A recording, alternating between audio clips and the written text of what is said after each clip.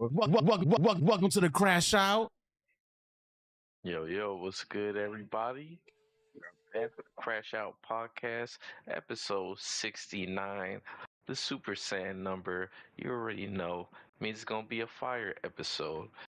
Y'all hype for episode 69, man? Does that mean anything to y'all? It's over 9,000? That means everything for me. Oh, is that your favorite? Love 69. What else said that? Yo, Gert? No, man. Yo, Gert. Sticky. You know, other than me, we got some freaky ass niggas on the podcast. Hold on, I didn't say nothing. He said, other than me. Other than me, like I said something. Like I said, other than me, everybody else on this podcast is freaked out. So, please cover your ears. I'm playing, man. Y'all already know I go by Nano_Blaster. Yeah, why they call you Nano Blaster, man? That's crazy. Freaked out. Blaster Nanos, man. You already know. Do with that information what you will, man.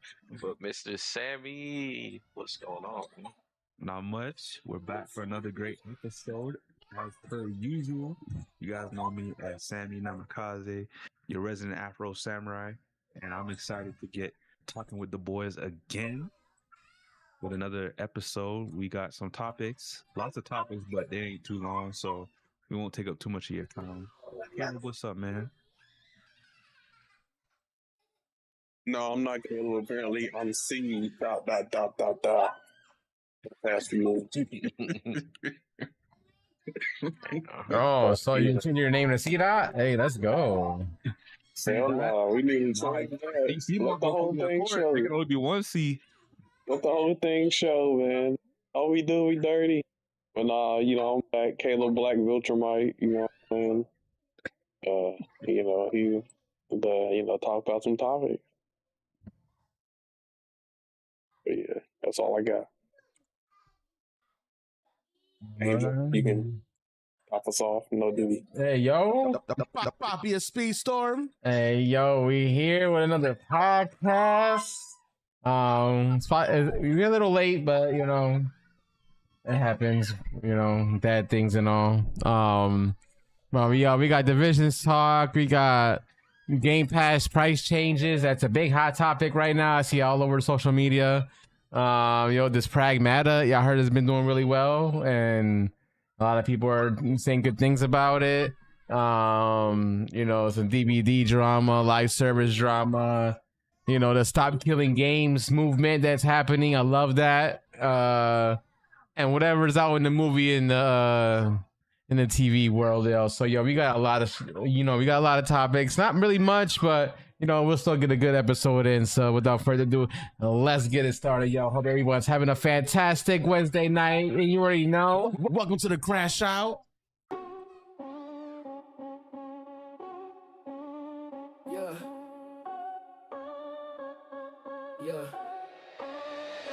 Welcome to the CrashOut. Put your seatbelt on me, cause we about to lash out. If you hating on the crew, you getting thrashed out. Man, we going so fast, we about to pass out. Pockets for the gamers, man, it's time to ride out. Welcome to the CrashOut. Put your seatbelt on me, cause we about to lash out. If you hating on the crew, you getting thrashed out. Man, we going so fast, we about to pass out. Pockets for the gamers, man, it's time to ride out. We covering the drama, we talking about your mama. We smoking on the ganja, we drifting in the Honda. We turning up with Sammy, one wingers with the family. Black flash jamming like a lammy, Nano always understanding. Yeah. Welcome to the CrashOut. Put your seatbelt on because we about to lash out. If you hating on the crew, you getting thrashed out. Man, we going so fast, we about to pass out. Pockets for the gamers, man, it's time to ride out. Welcome to the CrashOut. Put your seatbelt on because we about to lash out. If you hating on the crew, you getting thrashed out. Man, we going so fast, we about to pass out. Pockets for the gamers, man, it's time to ride out. Oh, it's time to ride out. Ow, hey. Yo, Tracy. All right. Yo, welcome to the CrashOut, everybody.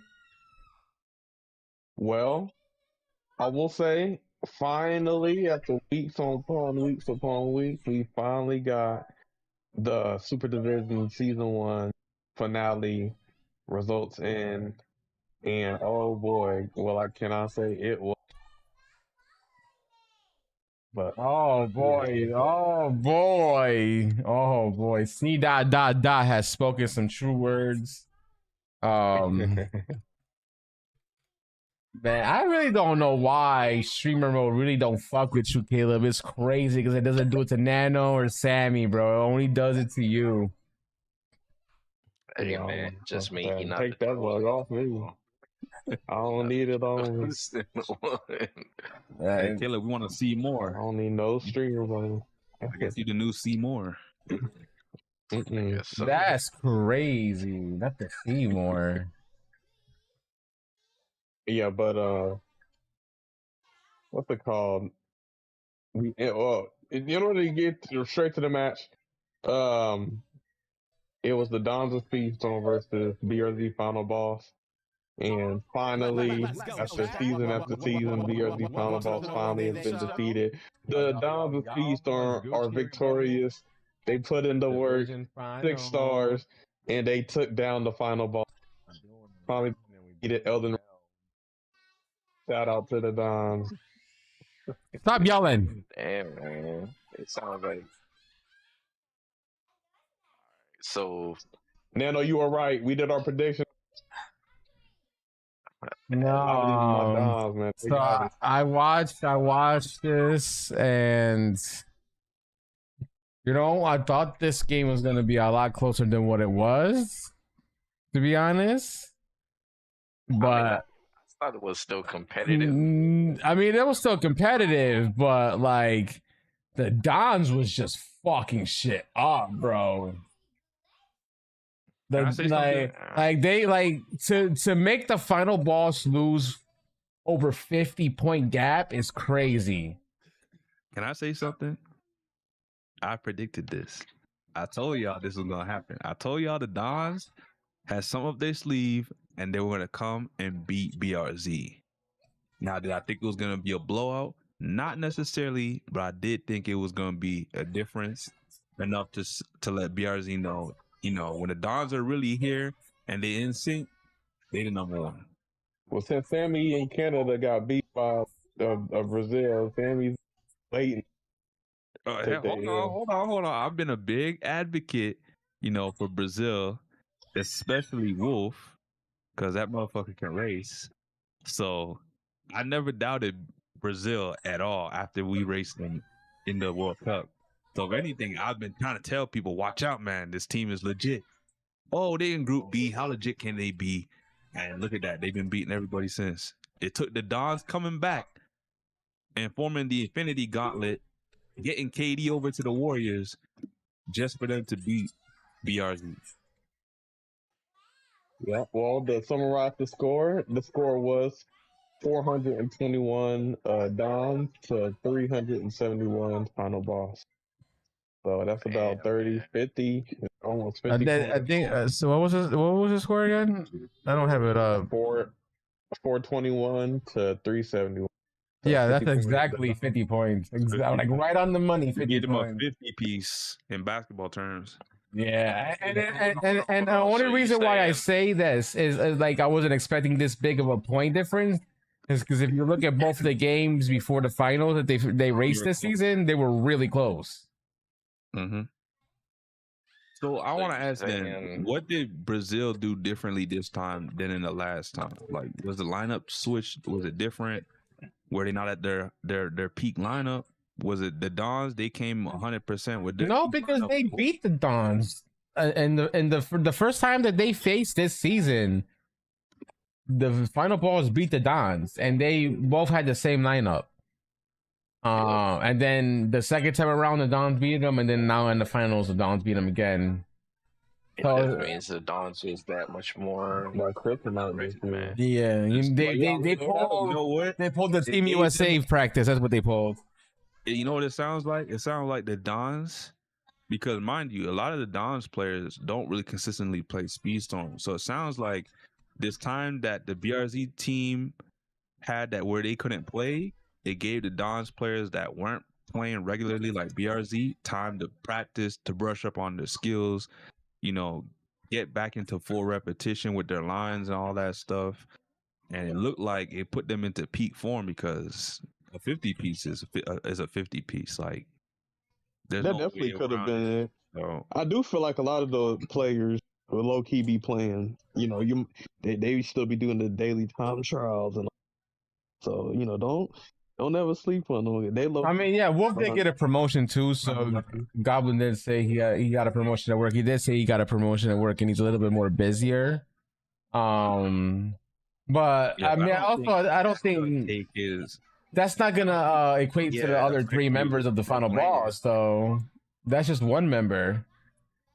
Wolf alone is not the final boss. You know, there's still three other members. Yeah. Mm-hmm.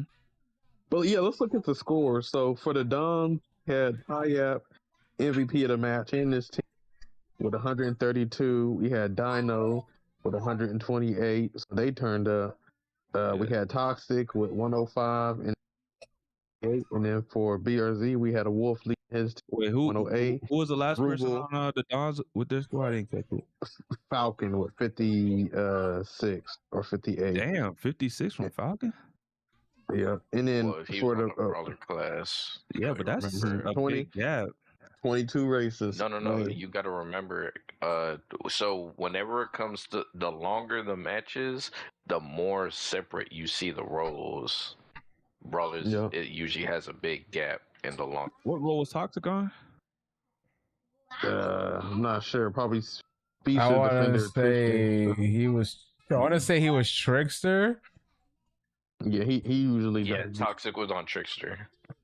'Cause I remember watching a match with when he was on Zeus and Felix was on Ursula. But yeah, for BRZ, we had Wolf with 108. We had Rugal with 107. Valix and Hayes, Quinho with 62. What was honestly, Valex's score? You cut out when you were saying the score. Valix with 94. 94. Okay. Yeah, so it looks like Tyap and Dino were the difference makers in this final 22 races.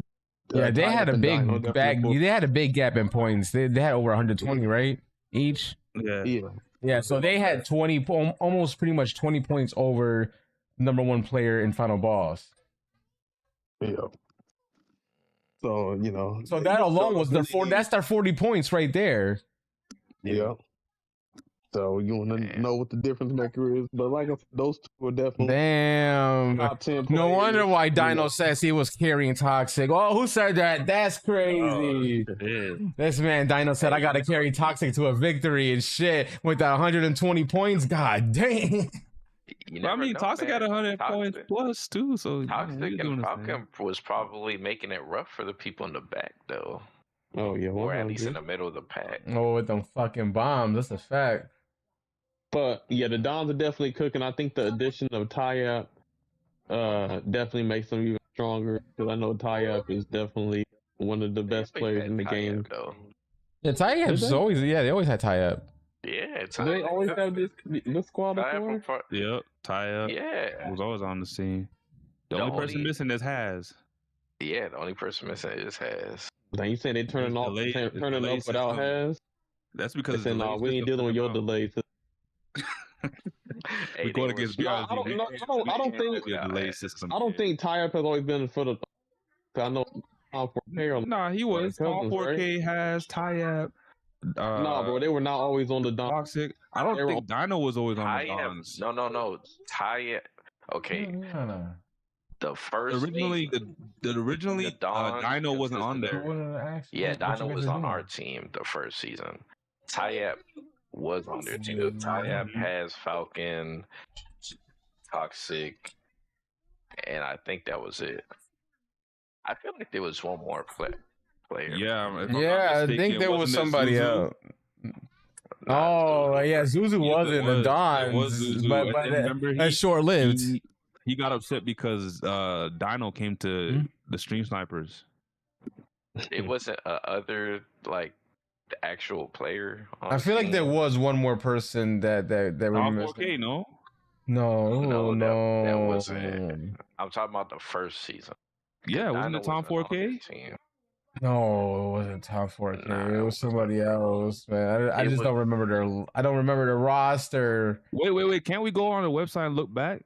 Not the first season. The website does not have the first season data. What? Oh, the Discord Yeah. might though. I just remembered it was all the players were they were strong enough to the point to where it didn't matter who they played. It was gonna be like a top tier. Yeah, stacked team. Like they had all 6 members were stacked people. Like they were all good.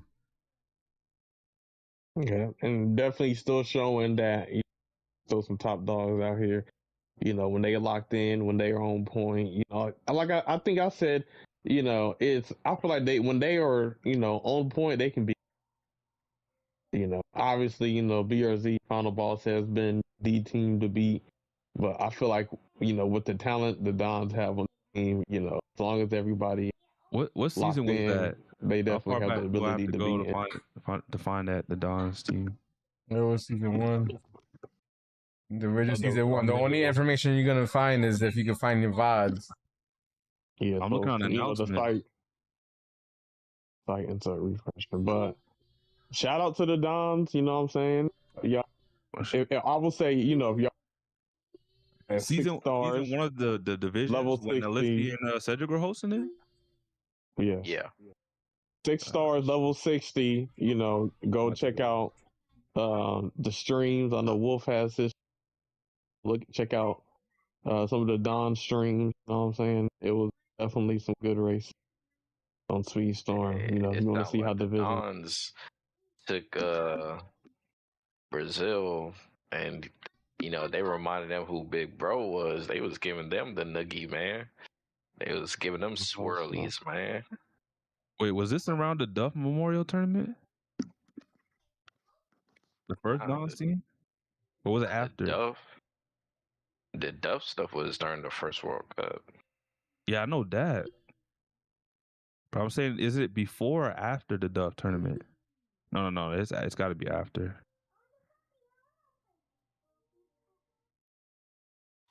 This was hold on. Yeah, man. that was an interesting final to see, but definitely a lot of racers definitely did great. They did great. All of them did their best. They did, man. They did. It was very entertaining. Yeah.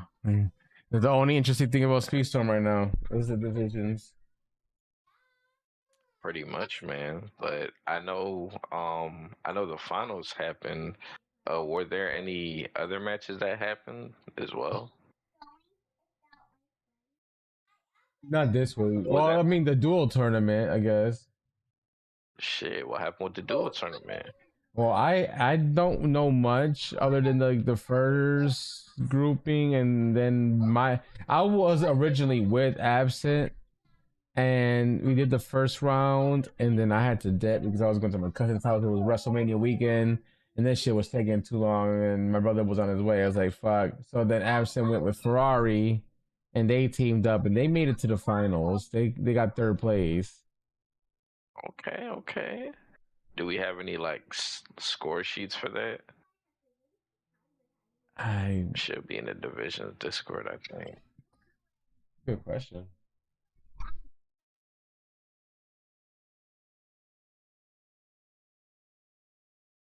Yeah, man. I do know the duos tournament did happen, and I think Wolf and Rugal won that, from what I saw. I believe the Brazilians said we might have not have won the division season, but we taking this duo tournament as redemption. So Brazil still showing they still got, they still a part of the top dogs, man.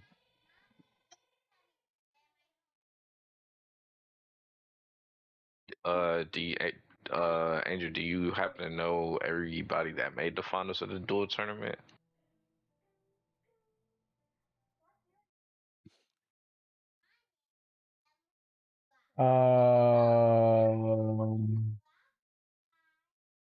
Who made it to the final? Yeah. looking. They don't got the score for the finals. I don't even see the thing to the freaking duos stuff.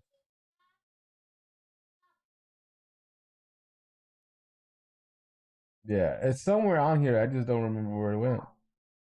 Oh Truthfully. yeah, Goblin said that third place. Uh, the Late Born versus Lowland Thunders, and Lowland Thunders ended up winning that. Oh yeah, the third place match. Yeah, yes, yes. But didn't we talk about that last week? Because that happened last week. If I We probably remember did talk about it correctly. last week. Yeah, because I remember Yeah. I remember the third place Oh, match yeah. happening and the final boss match had to get delayed another week because of the Brazil bullshit that happened with Game Law. Hey man, well, still shout out to both teams. Still strong teams. Oh yeah, and I think we did talk about it because we talked about looking forward to what Late Born was gonna do next season. Oh wait, hold on. But did we talk about Lowland Thunders breaking up though? I don't know. We didn't talk about that.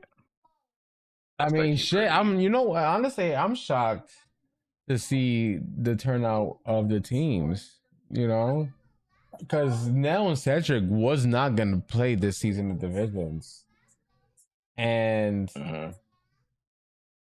we ended up. Wait, are both of them playing? I Yes. think Nell's on a team. Yeah, both Cedric and Nell are on a team. Basically, these are teams that were just put together by Dino, by the way. Dino put together these teams, and he was like, we can split all of us because everybody, like the Dons had nobody pick them up, which is crazy because Toxic and them had a post in the Divisions Discord, and nobody messaged them. So, like, Toxic, Dino, Falcon, none of these guys had a team. I didn't have a team. Me and Anthony didn't have a team. Goblin didn't have a team. And Wolf was like, "What the fuck are you guys doing?" Like, now Cedric didn't have a team. It was like, "You guys are all top players. Why are you guys not on the team right now?" And we all stated our case. Nobody talked. Nobody messaged us, and here we are.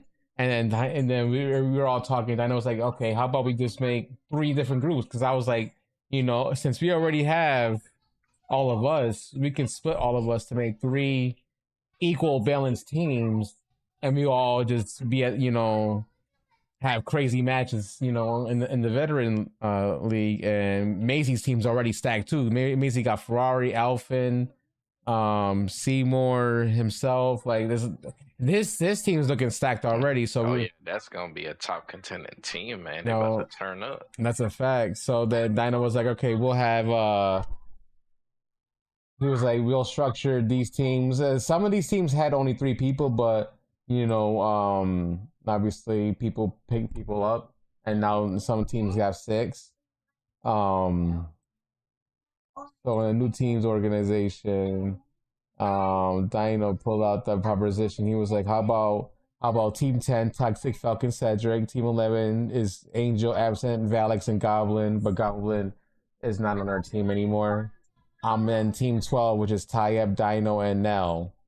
So those are the 3. Those are the starting bases. But now they have more people in their roster, I think, now that they signed up.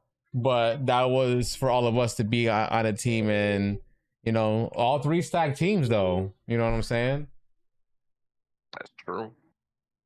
And the Dons are broken up, so you got 2 Dons on one team and the other 2 Dons on another team. So they split up, basically. So this is gonna be like the season when we had like the Goofy Goobas and whatnot. Yeah. Kind of like we don't know what team exactly is gonna win, so that's gonna make. And you got the level 60 stuff, so that's gonna make this season actually pretty interesting. It is. It's gonna be interesting. New teams, final boss. Dons are not in this. Hayes is with DT. Yeah, that's different right there. Wait, isn't he on like a rookie team? Yeah, because it's only him and Romanja, and the rest are technically rookies on that squad. But since even though there's 2 veterans, the way the way Kel like explained it is they might have two veterans on their team, but those two veterans will never play at the same time until they reach the veteran stage. Because Carlo and them, they wanted to work their way up there, and it just so happened that Hayes wanted to be their coach and also was on the roster, and they also had Romanja. So like they were like, we did it. They didn't want to put Hayes in there until they got to the veteran league, but they talked to Wolf and they talked to everybody, and they were like, hey, is it all right if they just keep on one of the roster? He's like our coach until he hits to the veterans, and then he's gonna start racing. But other than that, he's not technically gonna be racing any of the rookie matches. Okay, well, hey, listen, big shout out to Hazekino. It takes a lot of courage to want to be a coach for a rookie team. A lot of people go into teams or divisions wanting to win and get the dub, but Hayes said he got a whole bunch of dubs already, so he wouldn't mind bringing some players up, to look out for the future of competitive Speedstorm, and definitely good on him, man. Fact. I'm definitely looking forward to it. Thanks. I mean, think about it. If these rookie teams start getting better because they're getting that rub on from the veterans pause, that's gonna make divisions even spicier, because that means now, a lot of these teams that are rookies with veterans are now gonna get better over time, and by next season they might be a whole different player. That's true, man. Hey, so it looks like I found out who was on the Dons in season 1. Wasn't it Romanja? Young Link, Tyap, Falcon, Monstro, Zeus, What? Toxic. What? Nah, bro. What? Nah, bro, that was the one. The Monsters Juice was not on the Dawn season 1, bro. Bro, I'm looking at the announcement. I'm all the way in 2024 right now. Well, whatever you looking at, yeah, incorrect. I know for a fact that they weren't on the team. So that must be something. Bro, I'm looking at Dons versus Breath of the Storm. Monstro Zeus. Monstro Zeus and Young Link are part of Breath of the Storm. Yes. That was when. All right, then you know what? Then whoever we said was on the Dons at first was on the Dons. I don't think there was another person. I think it was Romanja, but Romanja just didn't play with them that much. Yeah, I think it was Romanja. I think it was. Yeah. Because he was dealing with some personal stuff, so he didn't really play like that. So pretty much, has Toxic, Falcon, and Tyap basically just played on the match. And Zuzu. I mean, I don't even really count Zuzu because that man crashed out right in the beginning. So because Nano made this nigga crash out because he got Dino, and it's like he was like, fuck that shit. He's like, I'll pay him to come to my team. He wanted to pay him $100 in Toon coins, bro. Yo, you know, dollars, bro. looking at divisions in the competitive scene, though, I do want to point this out. There's not been many teams that's made it into the finals of these competitive scenes. It's either has been Lowland Thunders, Final Boss, the Dons, and guess who else? The motherfucking Stream Snipers, baby. We still hold that. We ain't been in 2 finals, y'all. One as Team USA and one as the Stream Snipers. Not many teams can say that. Hey, listen, man. Our team low-key etched in stone, man, when it comes to the competitive side. We did a lot of things. Hey, this is my second time saying this stat. The only team to have come close to beating both the Dons and Brazil and Europe is the Snipers.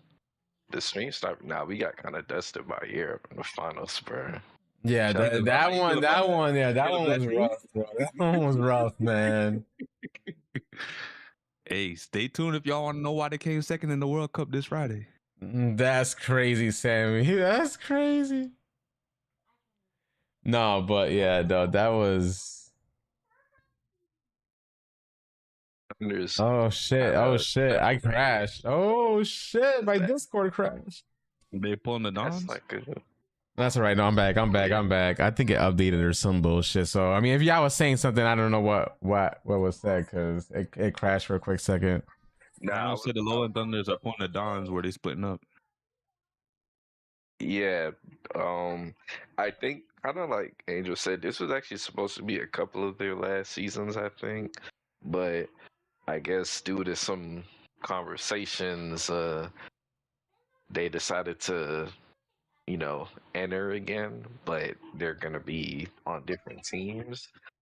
But we gotta give the Lowland Thunders their props because since the beginning of time, the Lowland Thunders have always been a top level threat for any team.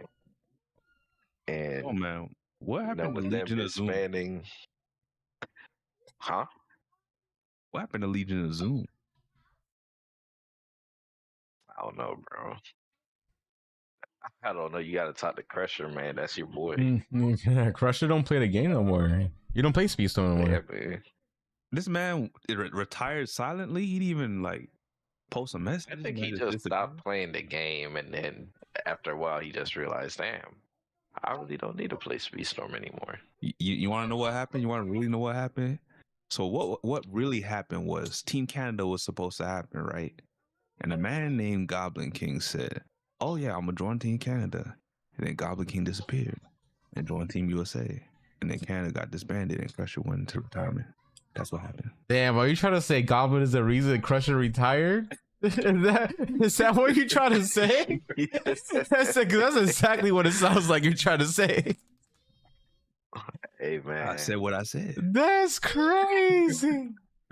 Goblin, you in the chat, man. Sammy saying you the reason for Crusher's speedy retirement, bro. I don't know. Is he speaking facts? I don't know, man. Let it be known, bro. No, it's Donald's fault. Oh shit! Dino is the reason Crusher retired. Oh Damn. shit! We need to hear the juicy deets on this one, Goblin. Damn, you said World Cup Season 2 interviews? What? Do? Wait, was Dino supposed to be in Team Canada too? Oh, I think he was. I think he was. Isn't Dino from Canada? Mexican or something? Yeah, but Dino lives in the U.S., but I think he's like Mexican. No, because what they were gonna do is they were gonna change Canada to a different team. Yeah, they were gonna make Team NA. That's why. So I think Dino dropped out, and then after Dino dropped out, also Goblin went to the Team USA, and at that point there was no Team Canada at that point.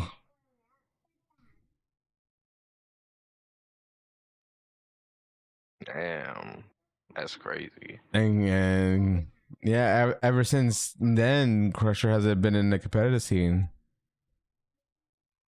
Crusher Loki probably crashed out. He said, "Fuck this game and fuck the competitive scene." Right, there is no Speedstorm without WG Crusher.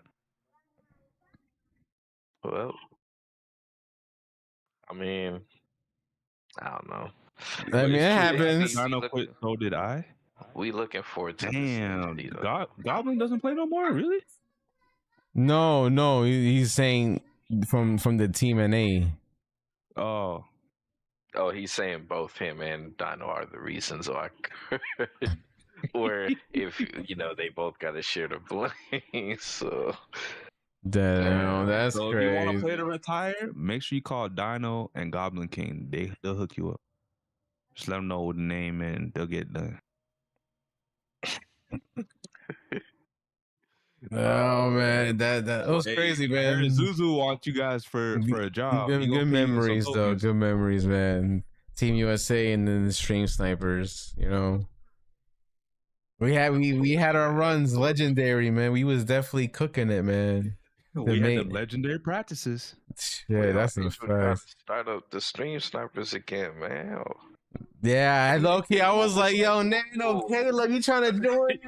And Street Snipers reloaded one time, and I tried, bro. Reloaded. I tried,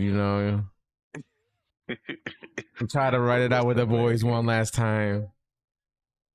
It's all good, man, because you got a strong team this season, man. We still need 2 members. Players. Yo, all I'm saying is there's a man that was soloing since the World Cup. Y'all know who I'm talking about. Get him. What? I want to see this man on a good Manji? team. Yes, man. Who? Manji's been on a good team before. When? Manji was in the first World Cup.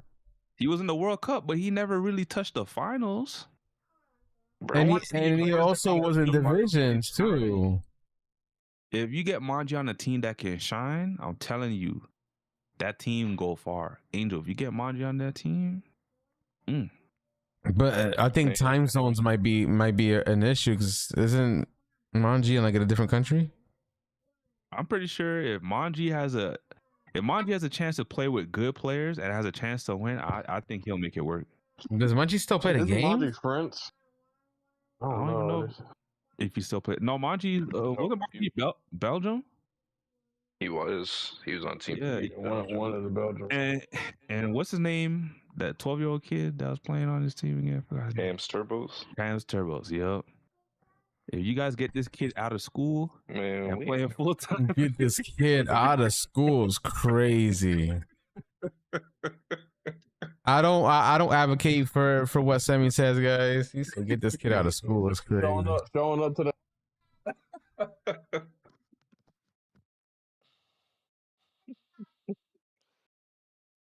Oh, man, yeah. But, we all looking forward to this new season. It's definitely gonna be a sight for sore eyes. It's not 6-star races, man. It's gonna be interesting. There's a lot of changes. 6-star races. Fucking lightweights are cooking. Like it's gonna be a different competitive scene. Yeah, the whole meta is gonna be different, man.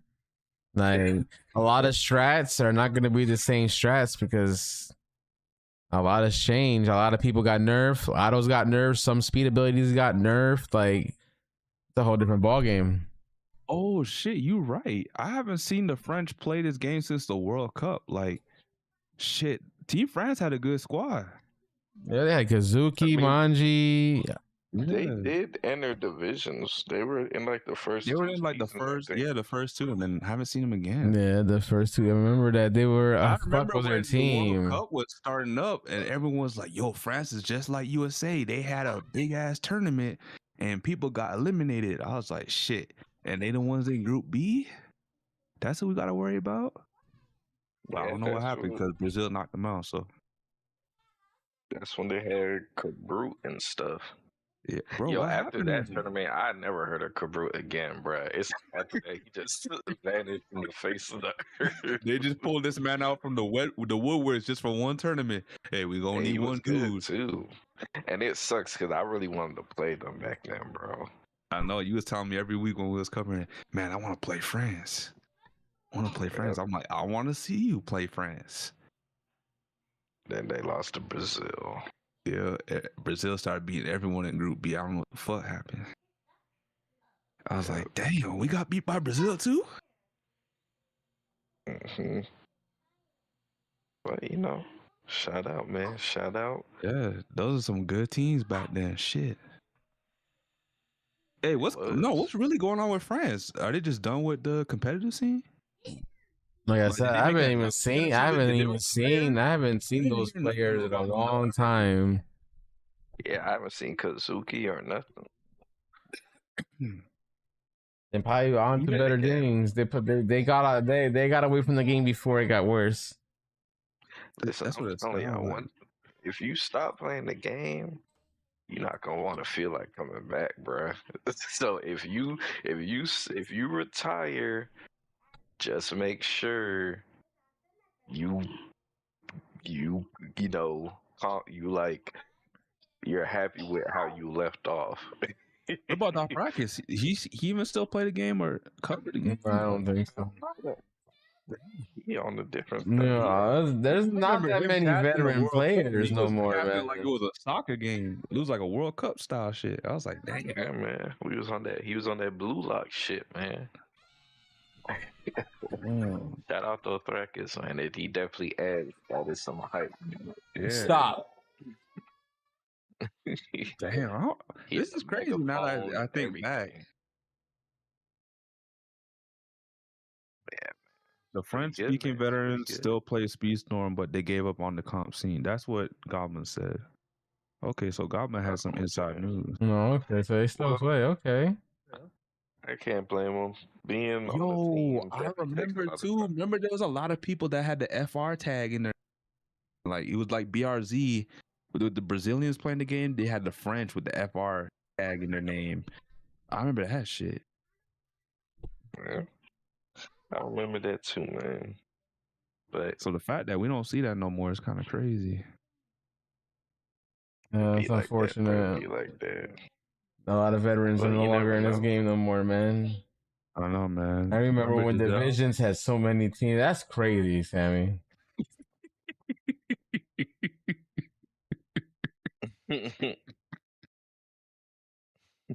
My bad, I had to. That's crazy, yo. Let's have a moment of silence here. A moment of silence for Sammy. Pour one out for Giselle.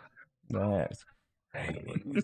Goblin said after Space Capital Letters disbanded, they were supposed to make a Super French team with him, Manji, Danny Boy, and Ghost. That would have been a nice team. I remember Caleb don't really like Ghost. What's his name? Ghost Platinum or something like that? Nah, this is a different Ghost? bro. Oh, okay. Fucking don't remind me of Ghost Platinum. Fucking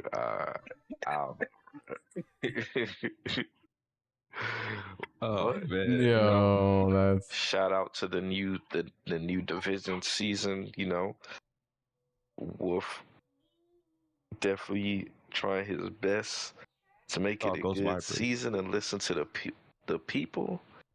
So we will see, man. I'll give that to Wolf. He's always trying to innovate and try to better the divisions scene. So you got to give that man some props. You low key doing it by himself. Remember in the early days, it was Nalissi and Cedric. Like it was two minds working at this. Now it's just one dude. So gotta give this man his props. It's not easy. If it was, Nalissi and Cedric would still be doing it. well, he got help with Rugo now, so he has some help now. Oh yeah, Rugal. I think they just announced that Rugal will be helping. So That's a good thing. Otherwise, he would have ended up like Nalissi and Cedric. But I mean, he needs it because he got a promotion, so he won't have as much time as he used to have. But all right, y'all, man. I guess we could go on to the next topic. And let's see what's our next topic, man. It looked like we got Microsoft gaming news. So there was some talks, some rumbling, with Xbox trying to figure out how to make Game Pass a bit cheaper, and they were like pushing some ideas out there, seeing if any would stick with the community. I know one of them was like teaming up with Netflix, trying to lower the tiers from Netflix and Game Pass simultaneously. Another one was doing like a first party studio only tier. And then another option was, hey, why don't we take Call of Duty out of Game Pass? So I guess that's the one that stuck. And Microsoft said, you know what? We're going to take COD out of Game Pass. So Game Pass Ultimate is now going to see a price drop from $29.99 to $22.99 a month. Which, honestly, mind you guys, this was the only tier that was affected by the price hike, Game Pass Ultimate. And not everyone has Ultimate. I have Ultimate, but I wasn't paying $29.99 a month for Ultimate. If you're smart, you get a key card and you pay like half the price. But not everybody was doing that, and they was paying $29.99. So a lot of people canceled their subscriptions. For me, I don't see this as a W or L.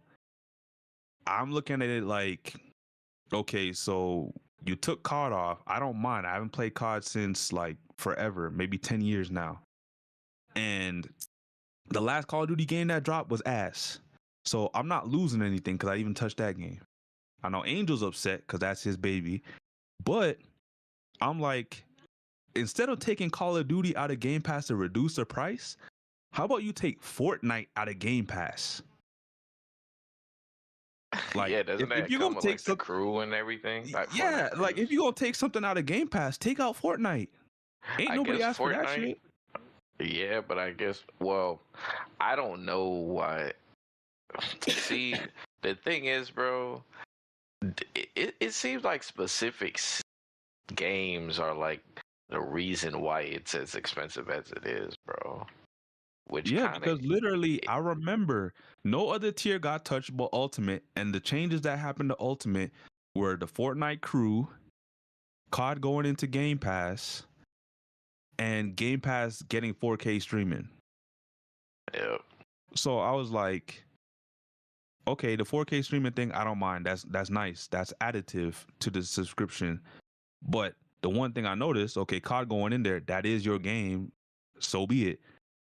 I never expected it going from, I don't even think it was $22.99 at the time. I think it was actually like $20. I didn't expect it going from $20 to $30 just because all of a sudden Call of Duty was in Game Pass and now Fortnite crew. So I said at the time when it happened, why the fuck do we need Fortnite? Like, no one asked for Fortnite to be in Game Pass. Fortnite's a free game.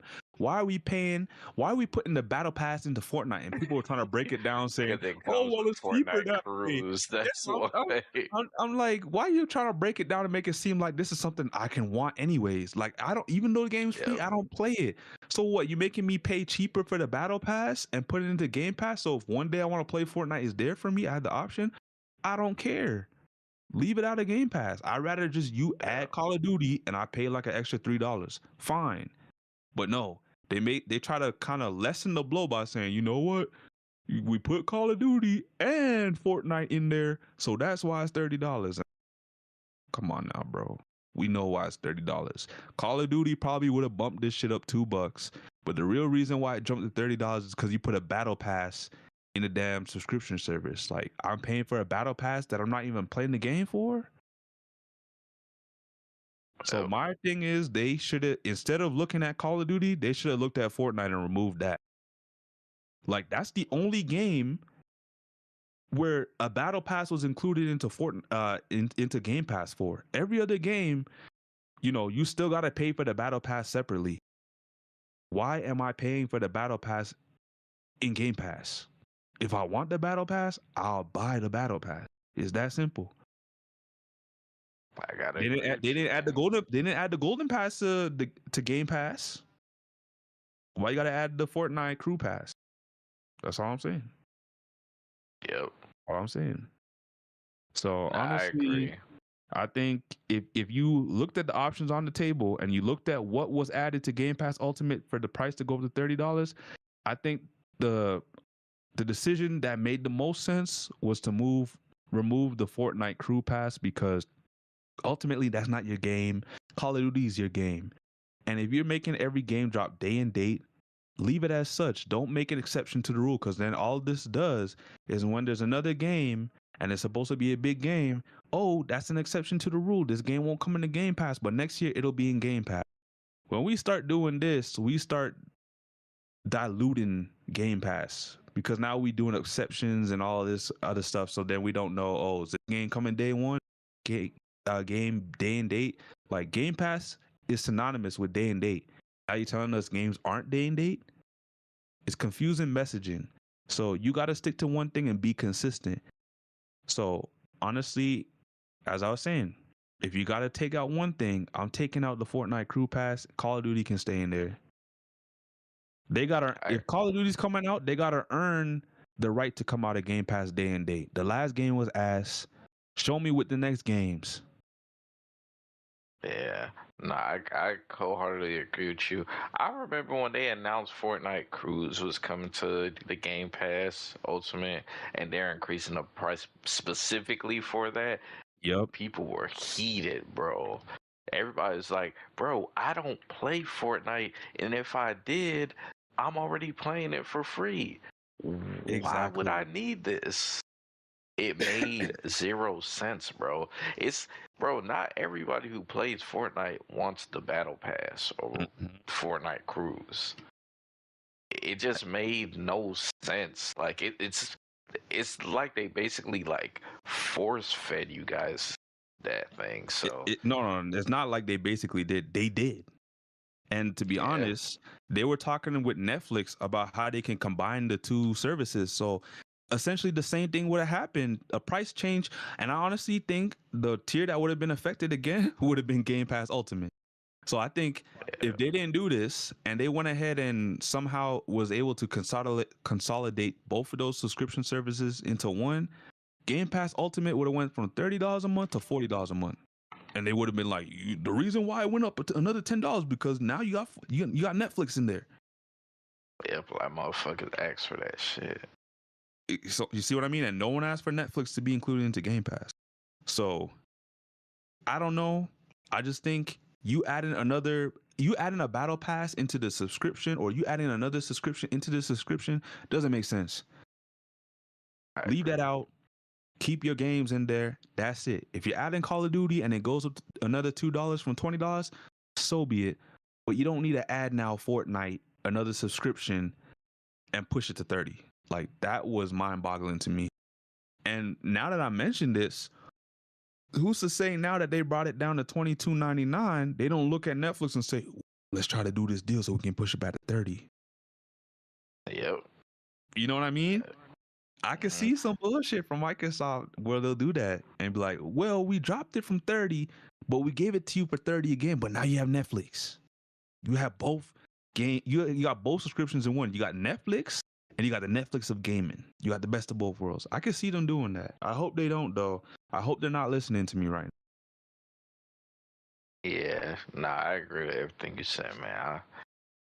I thought it was very scummy and sketchy that they did that with the Fortnite thing. now. Mm-hmm. And now, since they removed COD, they're basically putting it back down. Now, what if they remove Fortnite? Would they make it go back down again?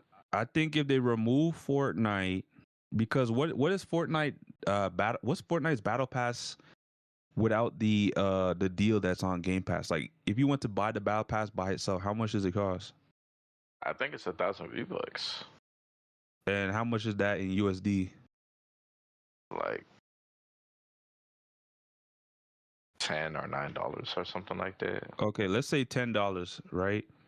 So I think if they remove the Fortnite crew, Game Pass drops down to like $17.99. But would they do that though? At this point, I don't think so. Because this is making the money at the end of the day. And I don't know. Okay, so they have Fortnite, the crew incorporated into Game Pass Ultimate. But my thing is, don't they have to give Epic a cut? It's not like More they get than the full likely. cut out of it. So even though it's $22.99, they're probably raking, like Microsoft themselves are probably raking in $17.99 out of that $22.99, and then Epic's taking like the $4.99 Yep. or the $5.99. So at the end of the day, is it really beneficial for you to have Epic take a cut out of your subscription, or you take the full 100% cut if you have Call of Duty in there? Like, which one makes sense to you? Hey man, call might be the way, but I mean, I thought this was about making I money. don't know if this is like by like analytics or something like that. But there has to be a reason why they got rid of COD. Maybe it's like the contract was up, or I guess maybe they didn't feel like it was beneficial from the COD team. There's no way the contract can be up, because at the end of the day, Nano, that's Microsoft's property. That's their IP. So they could have literally they could have made another contract to put Call of Duty back in the Game Pass. if it was just a 1 year thing, if it was a 1 year trial. They could have, but for some reason they didn't. They talking about, oh, we lost $300 million for COD being in Game Pass. So they don't want COD to be in Game Pass so they can make that $300 million back, so they won't lose money, and they want to make money off COD. The problem is COD ain't good no more. So even if it's not in Game Pass, what happens when you lose money this next year when COD's not in Game Pass? You're gonna blame Game Pass for COD not making that money? At some point, you gotta look at your studio and be like, bro, what are you guys doing? Call of Duty should be making money right now. You guys are not hitting your stride. I don't think it was a Game Pass issue, the reason why they lost $300 million. I think if COD was a banger, if COD came out with a banger last year and blew every multiplayer game out of the water, Game Pass would have made a profit off of COD being in there. And mind you, Game Pass already makes a profit with or without COD being in the service.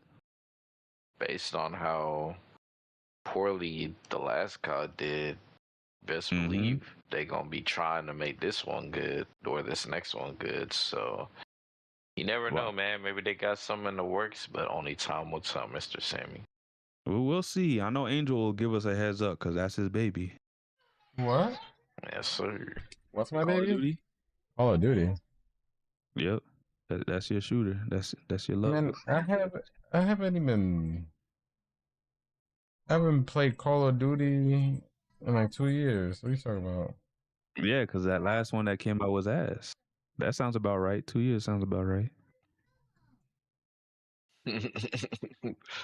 Well, hey, speaking of, or I should say, not speaking of ass games. Yeah, we talking about great games now. Let's talk about some good games. Crimson Desert, man. Yeah. Sold 5 million, bro. In less than a month, probably. too. Hey, I'm not gonna lie, Sammy. They might be on their way to 6 million as we speak. Oh, they definitely are, Nano. They definitely are. Like, if we're gonna talk about the games of the year that have been a hit so far this year, barring ridiculous reviews, we looking at Resident Evil, we're looking at Crimson Desert, and we're looking at Pragmata. These games, and possibly Slay the Spire too. These games are all games that came out this year that have hit a different stride from every other game that kind of came out last year that was in Game of the Year talks. Like, as great as Expedition was, it didn't sell like Crimson when it came out. As good as... What's up, Nano? I was gonna say right now, if we're talking about games that are probably gonna be in contender for Game of the Year, right now for the games that release, it probably might be RE9, Pragmata, Crimson Desert, and Slay the Spire too. Right now, in terms of the games. You think an indie game's gonna go up there like Slay the Spire? I mean, it's possible. I'm not saying indies can't, bro. But did you see what happened last year? That's all happened last year. So Slay the Spire definitely was hot when it came out. You know, we just got to see what the rest of the competition holds, and we do have to remember there is, you know, the June game announcements and stuff, and those are probably going to have some surprise games that come out at the end of this year or kind of towards the second half of the year. So it's not, to be fair, it's not set in stone for any game right now. But right now, I think those four, you know, are probably in the lead. I will say Microsoft better get their act together and find a way to not have Fable delayed until next year, because this is probably the best year to probably get a Game of the Year nod if they can release this year. Not saying that the games have been bad this year, but if Fable is looking as good as we saw it was in the last showcase, then you don't want to release the same year as GTA. Even if we think the game is going to be ass, we know it's going to win because of GTA. So you want your game Fable to release this year to have a better shot at winning. This might be a hot take, but I actually don't think GTA is going to win. I don't think so either. So But for whatever reason, I feel like it'll still win regardless. Even if I don't think it should win, I feel like it'll still win just because of name itself. You know what I mean? I feel you. I feel like it's gonna be on some BS that year. Yeah, people think whatever year GTA is gonna come out is automatically. Bro, it'll be a game like Expedition Zero, and GTA will still win. Listen, bro. At least for me, I'm confident that if GTA released last year during Baldur's Gate 3 or when Elden Ring came out, I don't think it was one. Hey, Hey, I don't know, man. That's quite the stretch. You know, people want their Miami. Man, I don't listen, bro. These GTA heads, The ball and like gun gamers. GTA is a fire game. Don't get me twisted.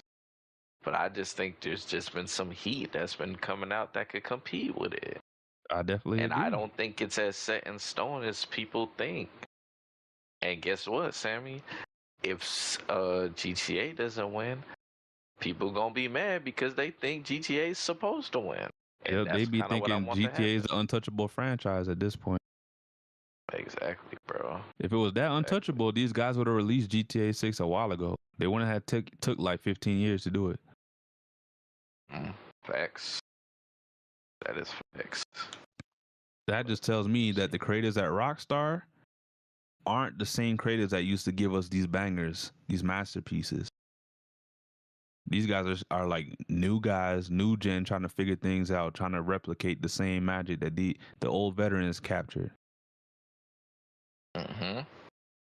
So I don't even think man. everyone's still at Rockstar Studios that developed like GTA 4, San Andreas, Vice City, GTA 3. Like I think these guys are gone already. So let me ask you, man, with Crimson Desert selling 5 mil, you be worried if it was going up against GTA?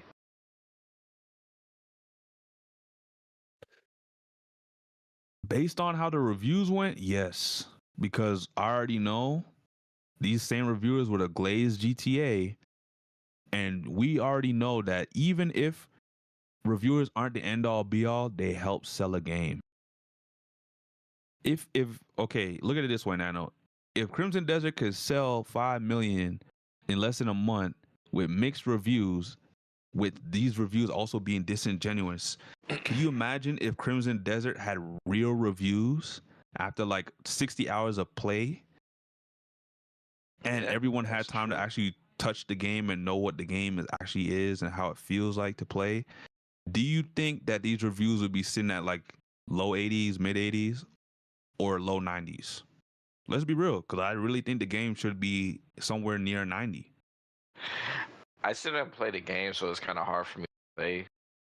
But I will say that I'm still hearing great things, and I am hearing people say that, you know, it's right now they would see it.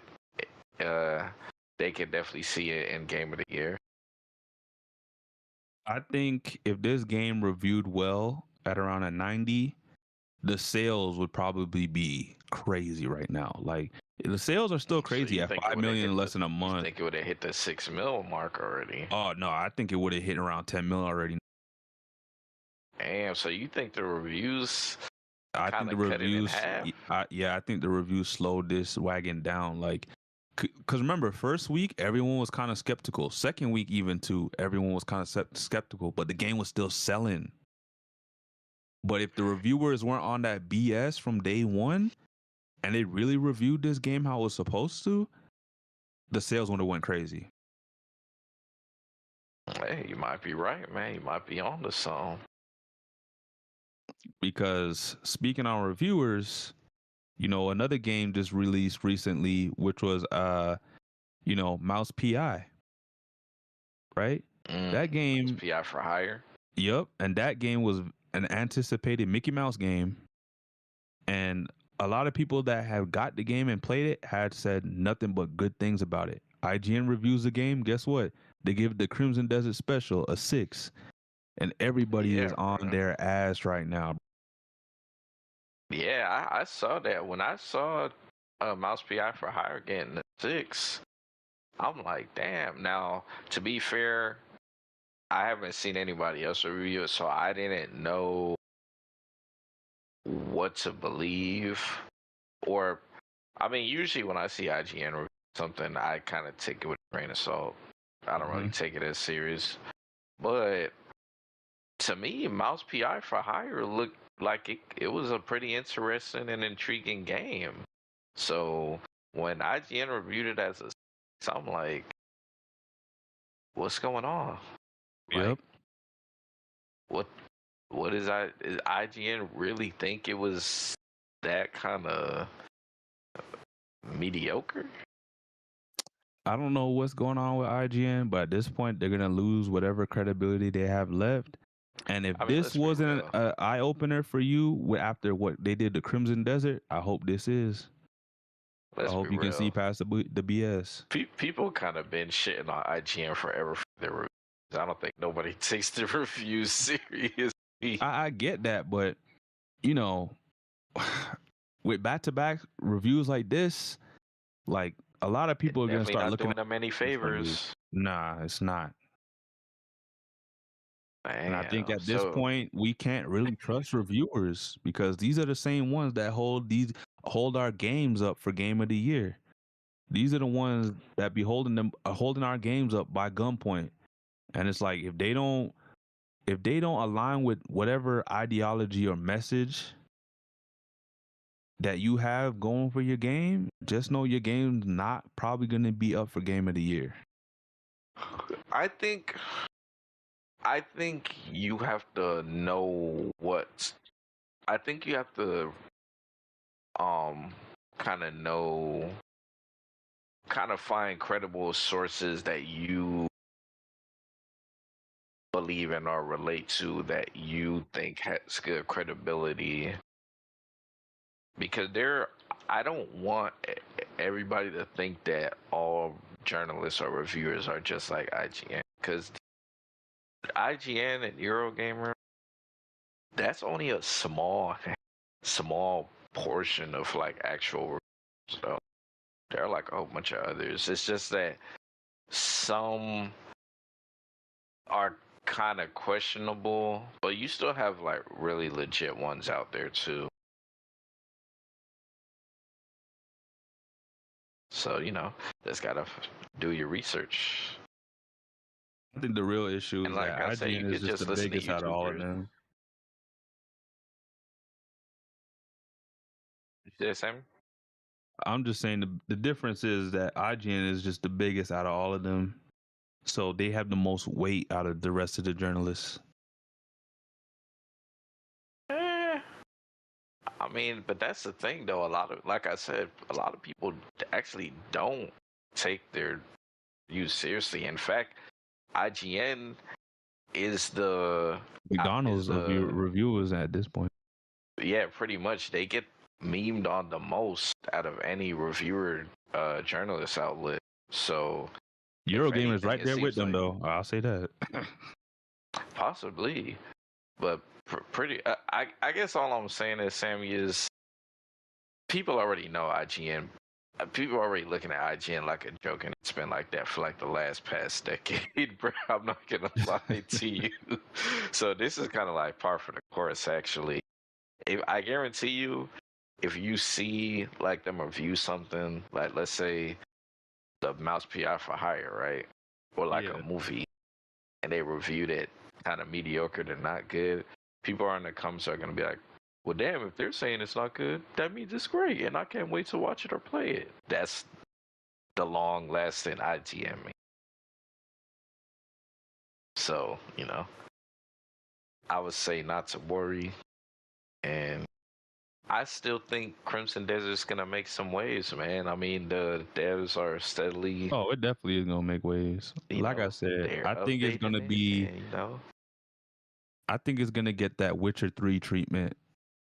But the only difference is this had a better launch than Witcher 3.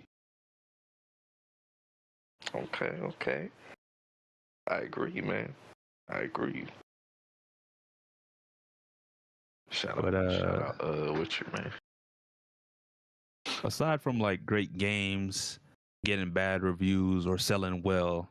You know, not everything is all peachy in the gaming industry. You know, recently, we did mention, I believe last week, but we didn't know if it was confirmed or not that, you know, first Berserker Khazan studio did dissolve. They did get closed.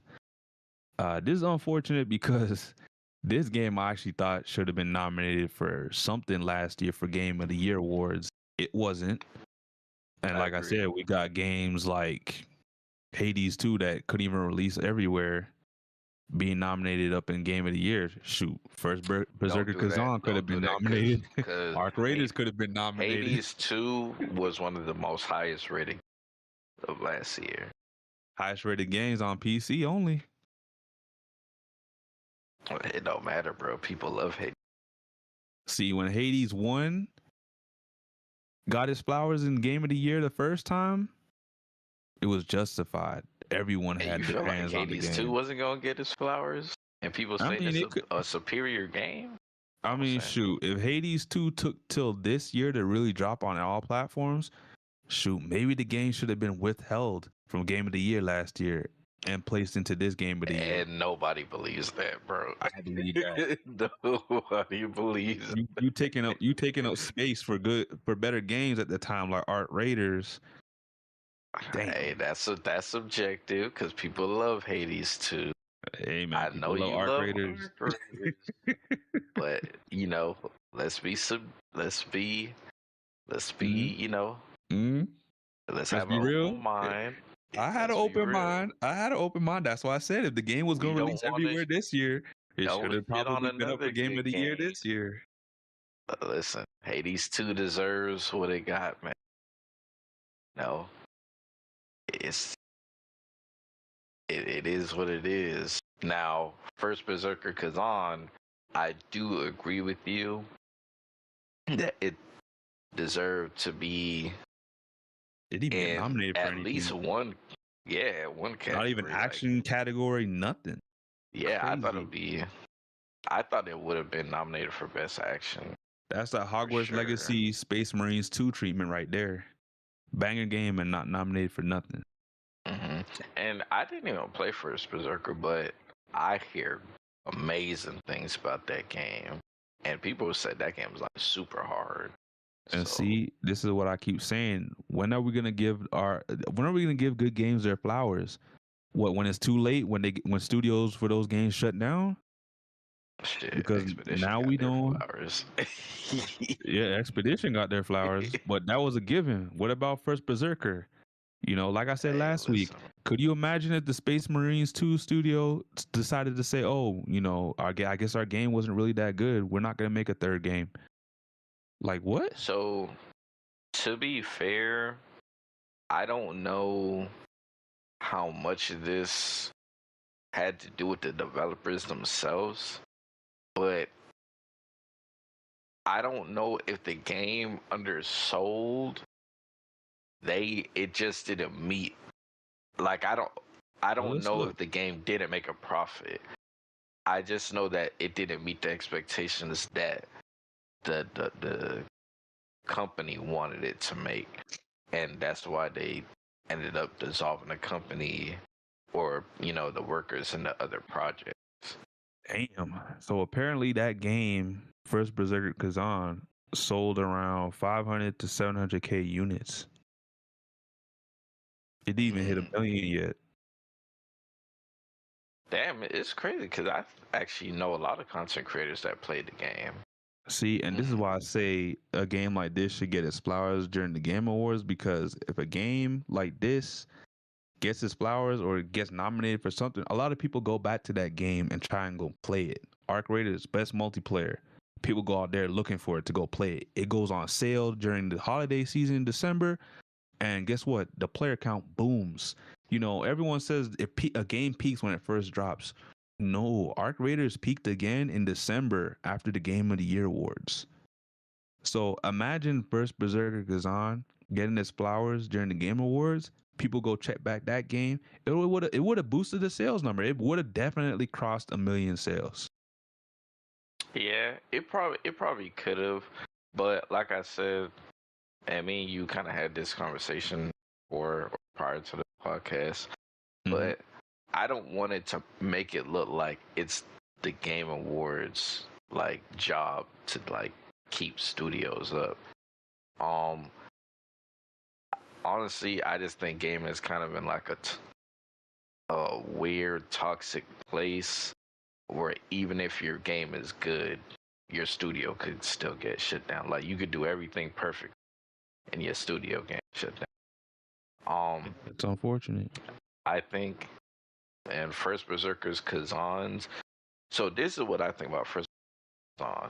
With the great reception that the game got, I think the studio, I don't know the ins and outs of what they had planned, but even though the game reviewed really good, they didn't, I guess, it didn't meet the sales that they wanted it to make, so they decided to dissolve the studio.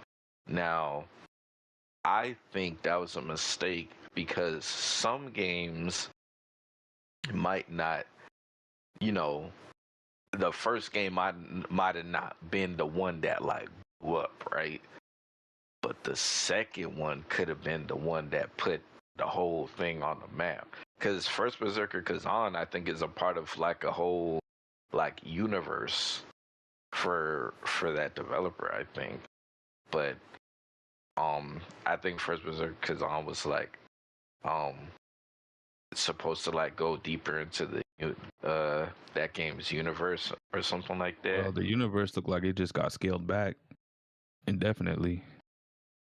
Pretty much, man. It's almost like they didn't have faith in their team, like make the game, make a better game second go around. But if you ask me, Sammy, when Dark Souls first came out, right? Like Demon Souls, it was a cult. It had a cult fan base. Yeah. So it was kind of like first, just like Dragon's Dogma.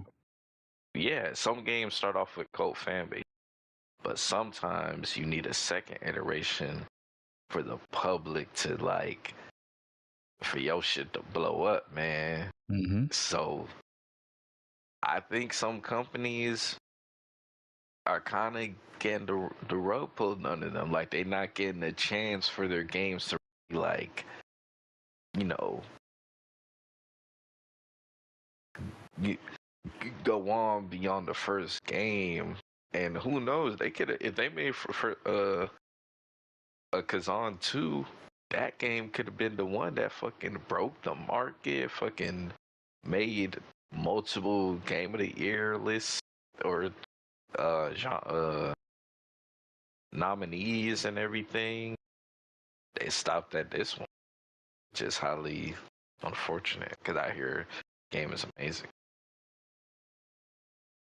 Yeah, I don't know what Nexon is on right now because that is the publisher behind the first Berserker Khazan, but it seems like Nexon don't really. I don't know. Mind you, guys, Nexon is the publisher behind Maple Story, so Maple Story is their baby. That was their cash cow that really blew them into gaming existence. But they also did the Kart Rider game. They also made Vindictus. They also made Mabinogi. Shout out Vindictus, man.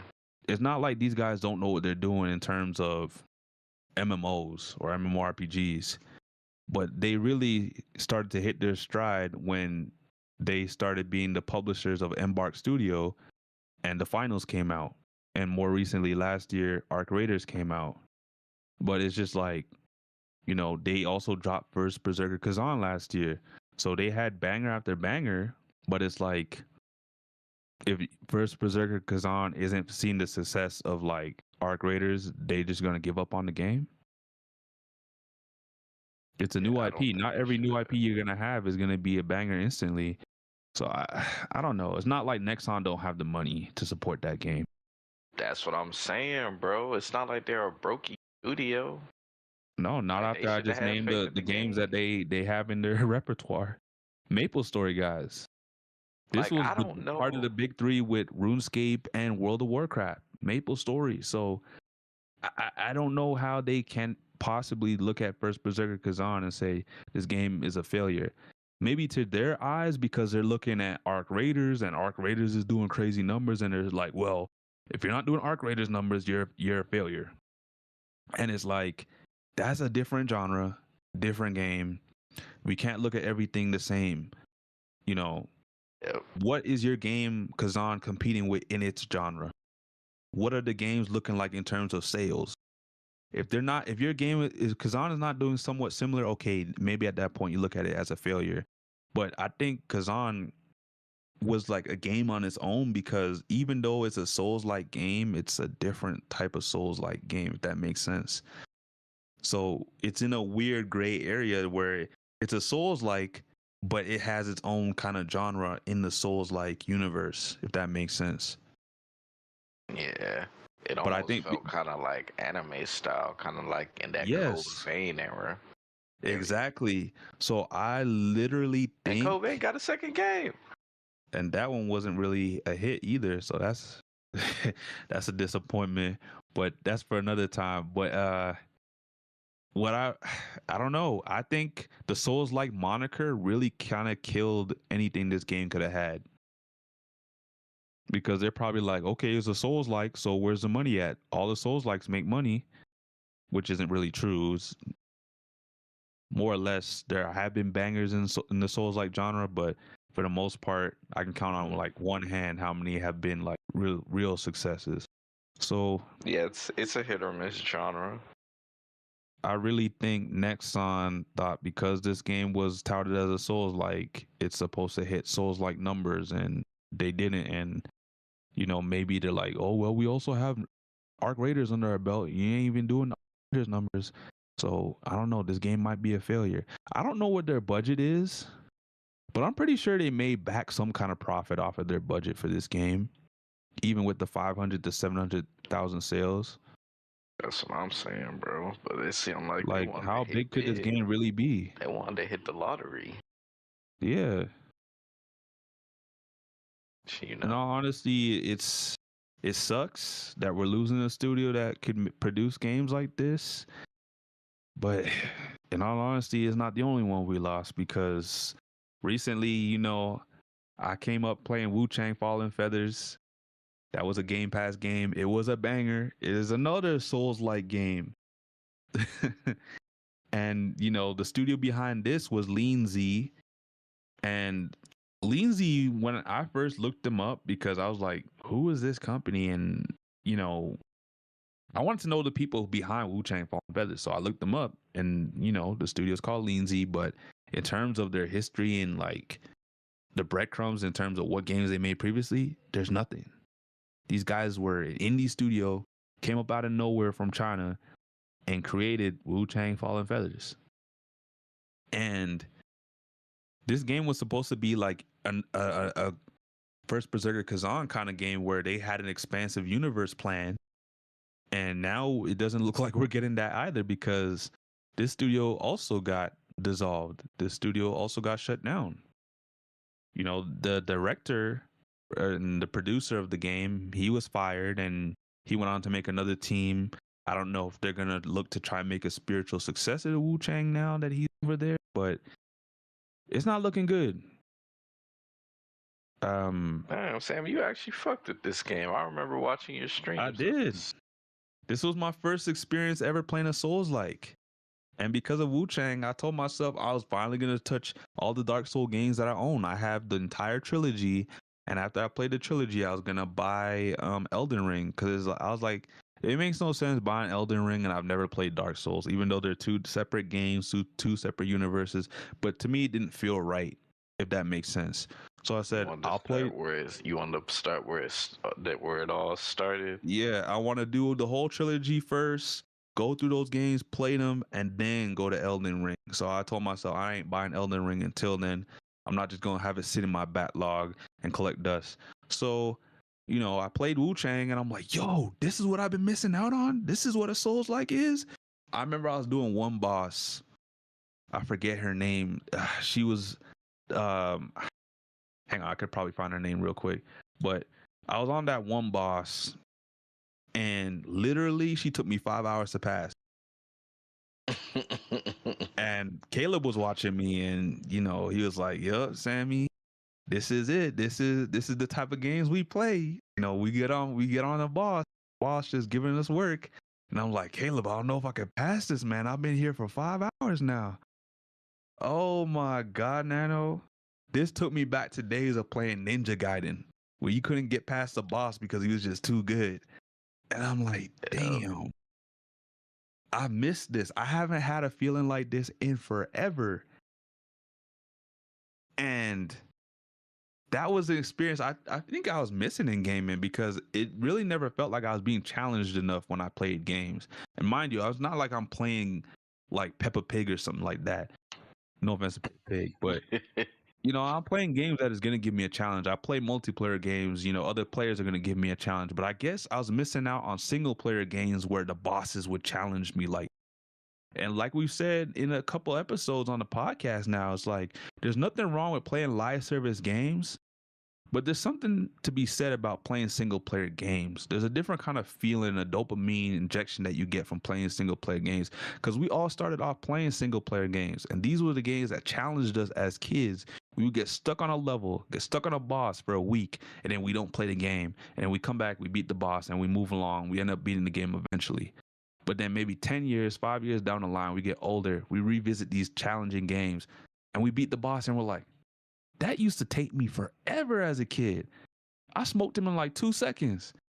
And we feel nostalgic about it because we knew what we had to go through to pass that. And now we feel like we reached a stage in gaming where we're like untouchable because of how we just demolished that boss. So this is what single player games need. This is what single players need to be great again, because right now we've gotten a lot of single player games. A lot of them have been hit and miss.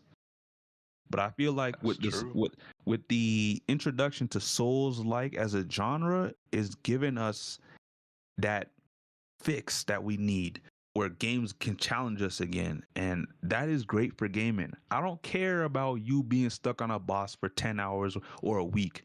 We've all been through it. Stop being a you know what, and get your shit together and beat that boss.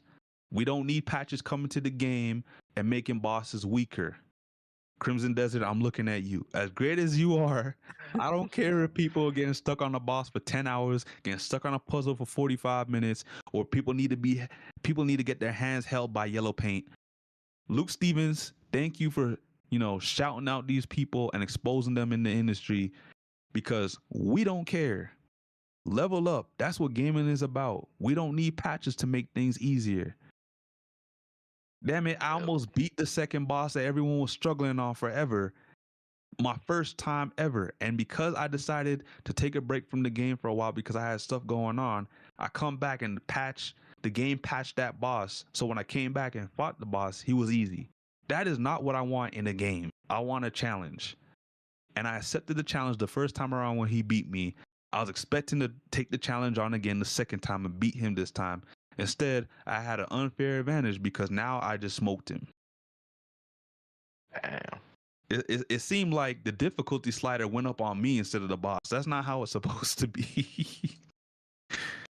But man, I mean, that's because the casuals, bro.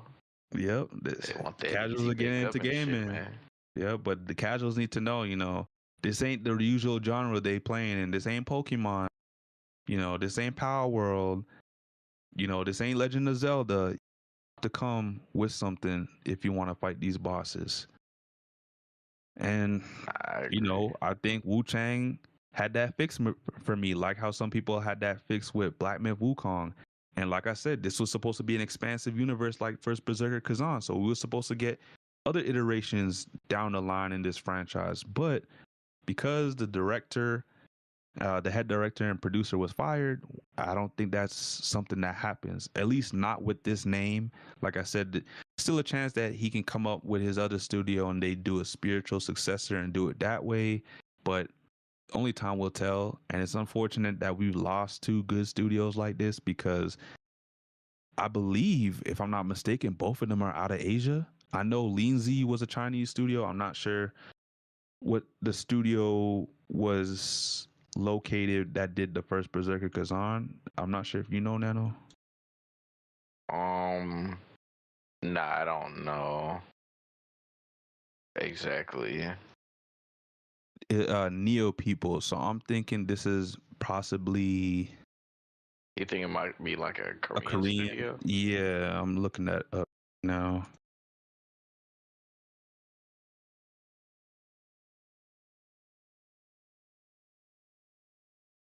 Yeah, it's in Korea. So this was actually a Okay. Korean studio that got shut down. So not only did we lose 2 games that were, well, the games are still playable, but not only did we lose 2 promising studios, but we possibly lost now 2 universes to these franchises. Yep. Which is unfortunate because we were just saying how, you know, Asia's come a long way in gaming. They're finally starting to take a foothold, and here we are losing 2 Asian studios and 2 franchises at the same time. And that goes back to what I've been saying all along. Like, we had the chance to give these guys our flowers. We ain't doing it till it's too late. And we talking about, oh no, they're gone. It's like, yeah, but when they were here, what did you do for them? Did you recognize them? That's the question we got to ask ourselves. Speaking of, I agree, man. but speaking of some firings, Nano, you know, recently PlayStation fired Shuhei Yoshida. Damn, why everybody getting fired, bro? Bro, you asking me like I know the answers. Come on, man. I wish I had that. Sammy, bro. I wish I knew why people were getting fired or studios were being closed, but this is like Angel said earlier. You know, gaming is in a weird place right now. Your game could be a hit, but you know, for whatever reason, your publisher might think otherwise, and all of a sudden your studio is closed down. But this is a bit different because this is, if I'm not mistaken, this guy was like the head of PlayStation at the time. Damn, was he? Or the head at somewhere in PlayStation. So Damn, it says he's the video game producer and former president. Yeah, so he was the former president of Sony Interactive. Shit. Apparently, Jim Ryan is the one that pushed him out. Damn. Yeah, and we all know what happened to Jim Ryan. Oh man. So Bro, Jim what's Ryan's the going reason on in why the game, PlayStation bro? said they're going to do 12 live service games, and then they canceled half of them, and then since then they look like they canceled the rest of them, apart from a few. Need to stop focusing on fucking live service. That's They what's getting also, everybody fucked up. Jim Ryan also closed down some studios in Japan and also moved the headquarters from Japan to California. Another L. And then I guess, you know, another thing under his belt was pushing out Shuhei Yoshida. Damn, bro. I don't know how I feel about this.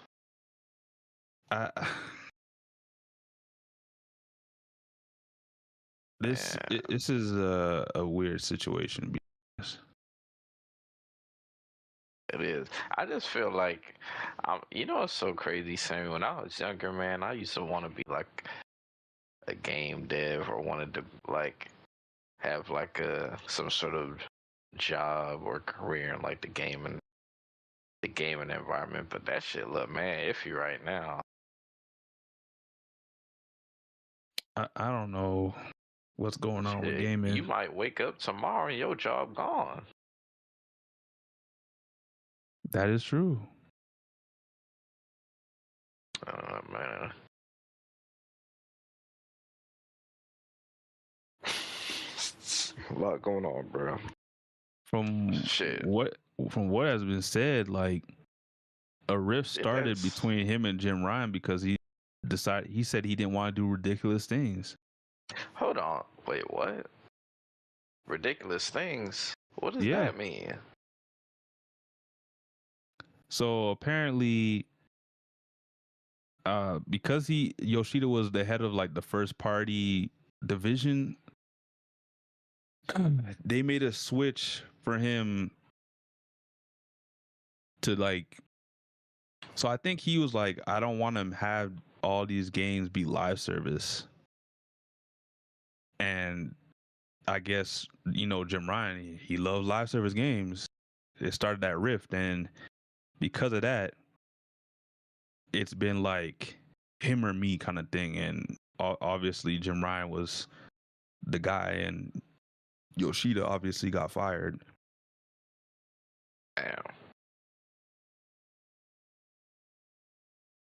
Oh man, kind of reminds me of like when like the people from Xbox got fired. That guy and that lady. I mean, the black lady. Sarah Bond, like we could technically say she got fired, but I think with Phil Spencer was different. He was always looking on his retirement way out, and he was using Sarah Bond to be his replacement, and everyone kind of already knew and understood that. It's just we didn't know when he was going to retire, and I think his retirement got pushed up a bit early because they pushed the Asha Sharma chick, and now she's the head.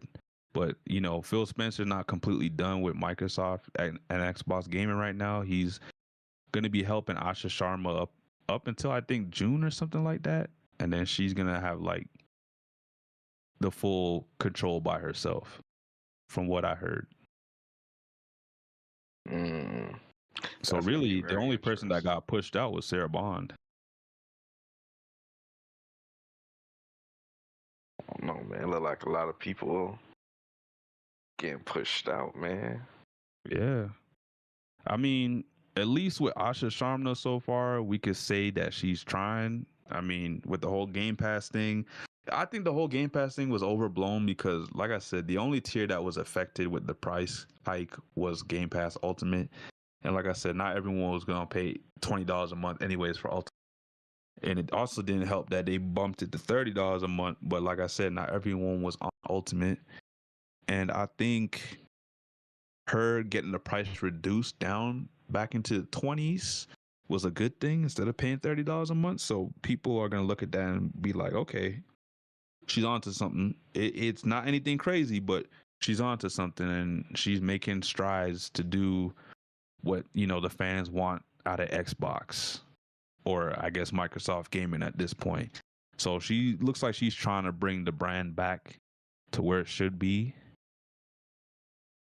So right now, I think she's off to a decent start. We'll see what the future holds. Another thing a lot of people were mentioning and talking about were the exclusives. And she said, nothing's set in stone. There's stuff that we could revisit. So I don't know if she's going to look at exclusives and say, single player games like Fable, maybe that's an exclusive. When we look at multiplayer games like Gears, maybe we don't need to have that be exclusive. Or maybe, the game drops, and I know with Halo, at least, you can choose to decide to download the online or the campaign. Same thing with COD. Maybe they're looking at it like, you know what? The game can drop, but you guys on the other platforms ain't getting the single player campaign. You guys can only get the multiplayer section of the game.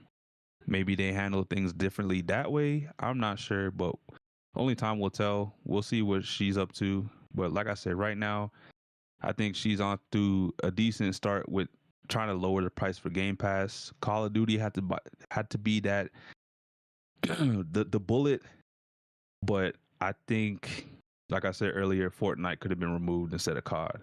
But it is what it is. Price was reduced in the end of the day, so we'll give her that.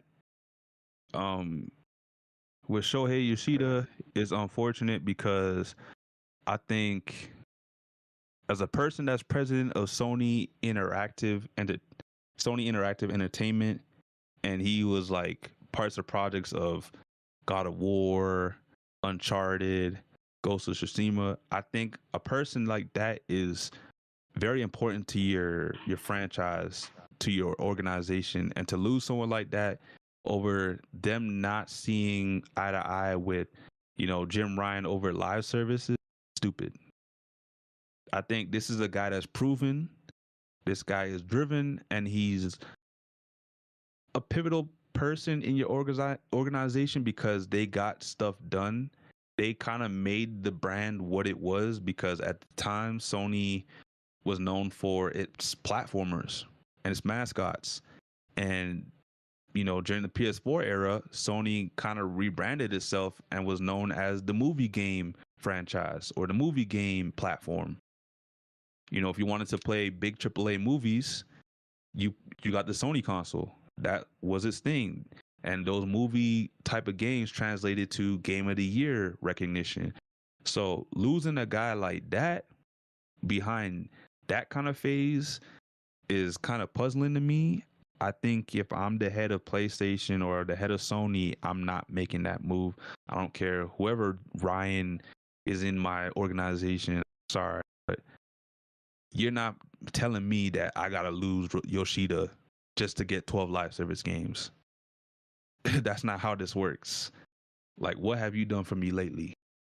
I heard you did big things for Sony in Europe, but we talking about a guy that kind of shifted this franchise and pushed it to another level, to the point where everyone was saying at the time, if you wanted to play Game of the Year titles, you came to PlayStation for that.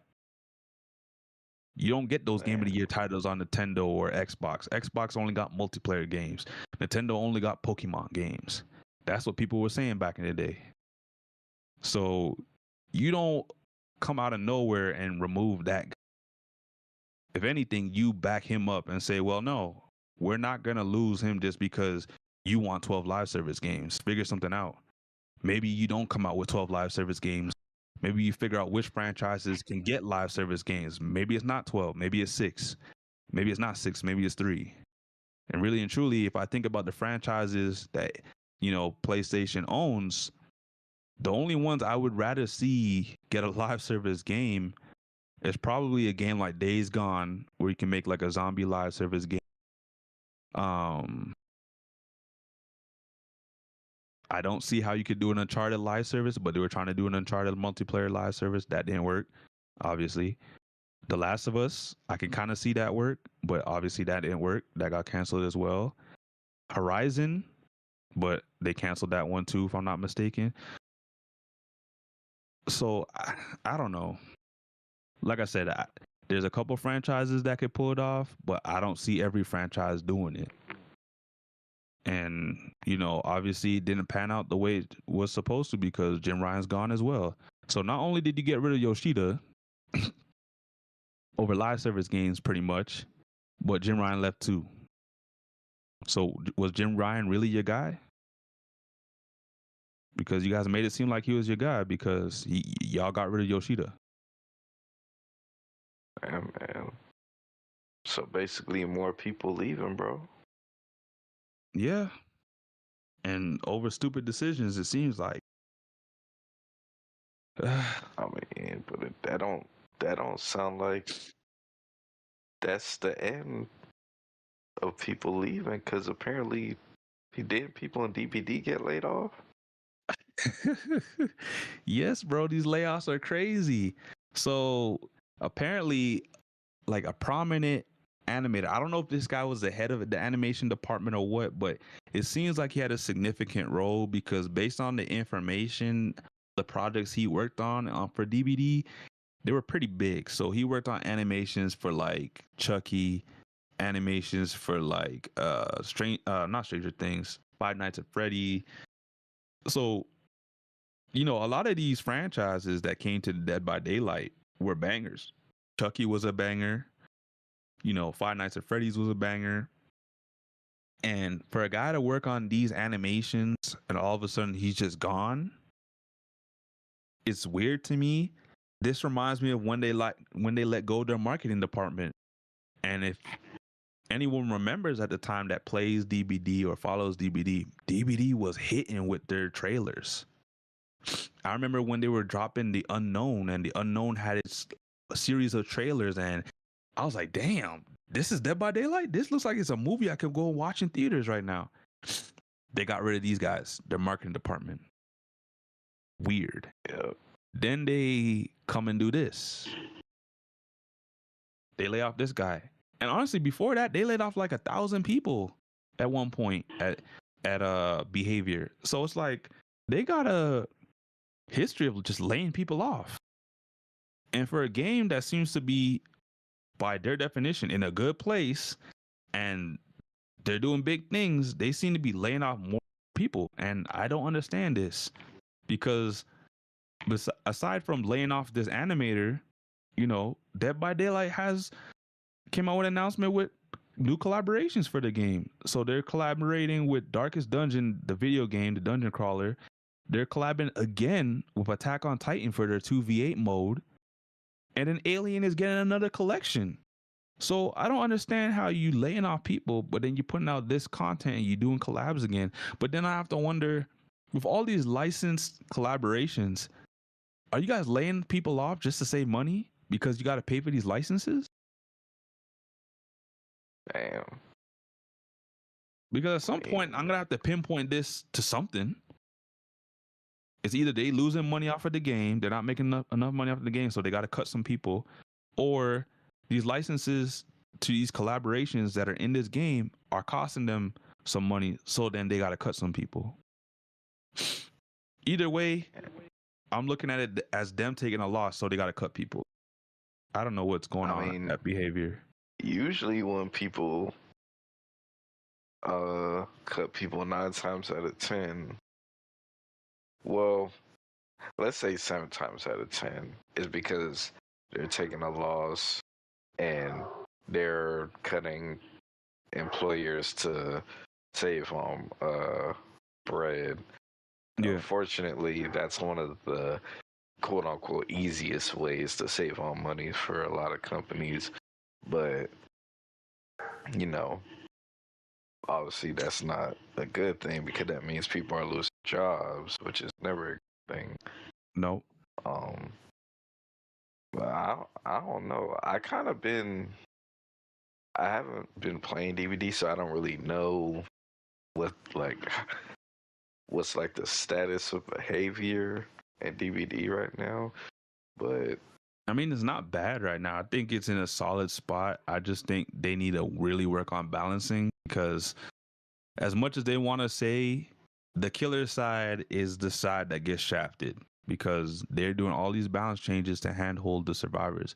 And I can say this because I play both sides. And if you really want to know, I'm a killer main, but I play survivor more than I play killer. So I'm not biased. I can see it from both sides. And when people say, well, survivor's so hard, especially in solo queue. No, you know why solo queue is so hard?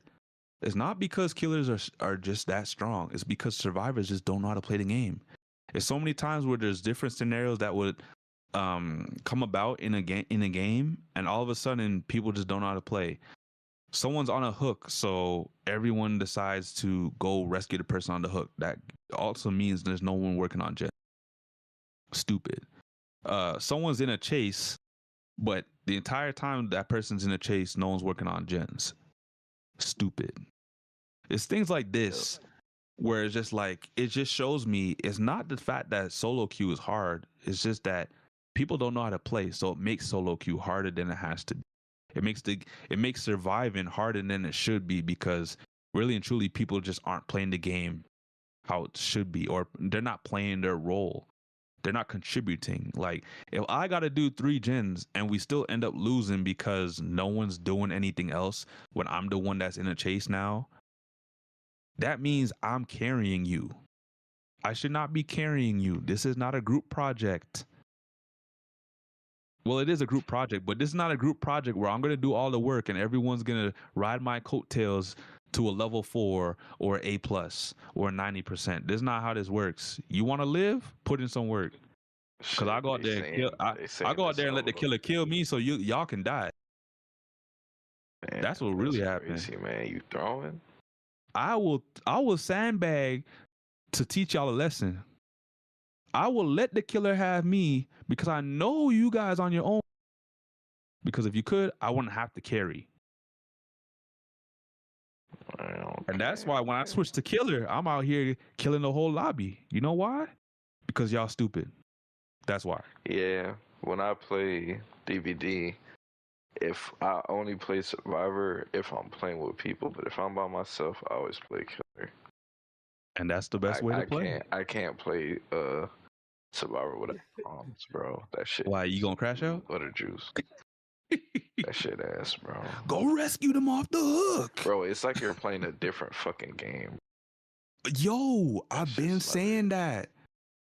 I've been saying that. And you know, if I'm playing with my girlfriend, it's at least somewhat decent and somewhat manageable because me and her will be on comms and be like, okay, our teammates are trash, but you know, we can still use them as decoys.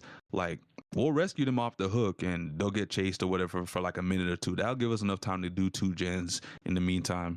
Like, this is how we think. We're like, our teammates are trash, but as long as we keep taking them off the hook and we do gens, we'll escape. They'll die.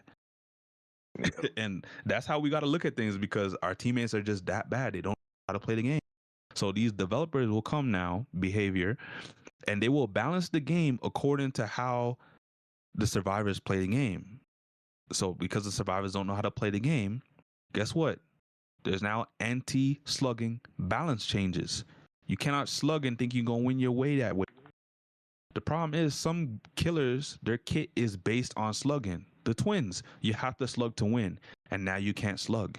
So you can't win. You can't play by your role anymore. So it makes it hard to play as the killer or the twins. Your M1 killer or one attack button kill, guess what? Your MO was to slug to get your wins. You can no longer slug. This is what's making the game bad because these killers had nothing going for them in the beginning. These killers had weak powers because everything was getting power crept with all these new killers with different abilities or killers that have like 5 different attacks that they can do, like Dracula or the Lich King. Like, at some point, you got to look at these killers that are in the back, like Clown, Ghostface, Michael Myers. Well, I would have said Freddy Krueger, but they buffed him. And say, yo, we got to do something with these killers. Otherwise, they can't keep with the new killers. And try to do balance changes for them. Try to buff them. But instead, no, they go across the board and they do an anti-slugging balance change in order to help survivors that are getting slugged. That's and it's why like, I'm happy. My bad, go ahead.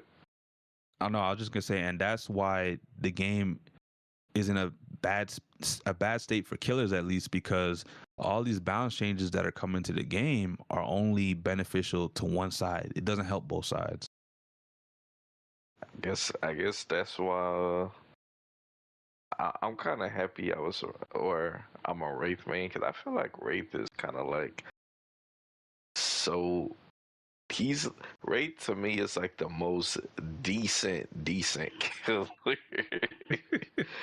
I would have said that before the anti-slugging changes. Honestly, I think the most balanced killer right now is probably Dr. Loki. Think so?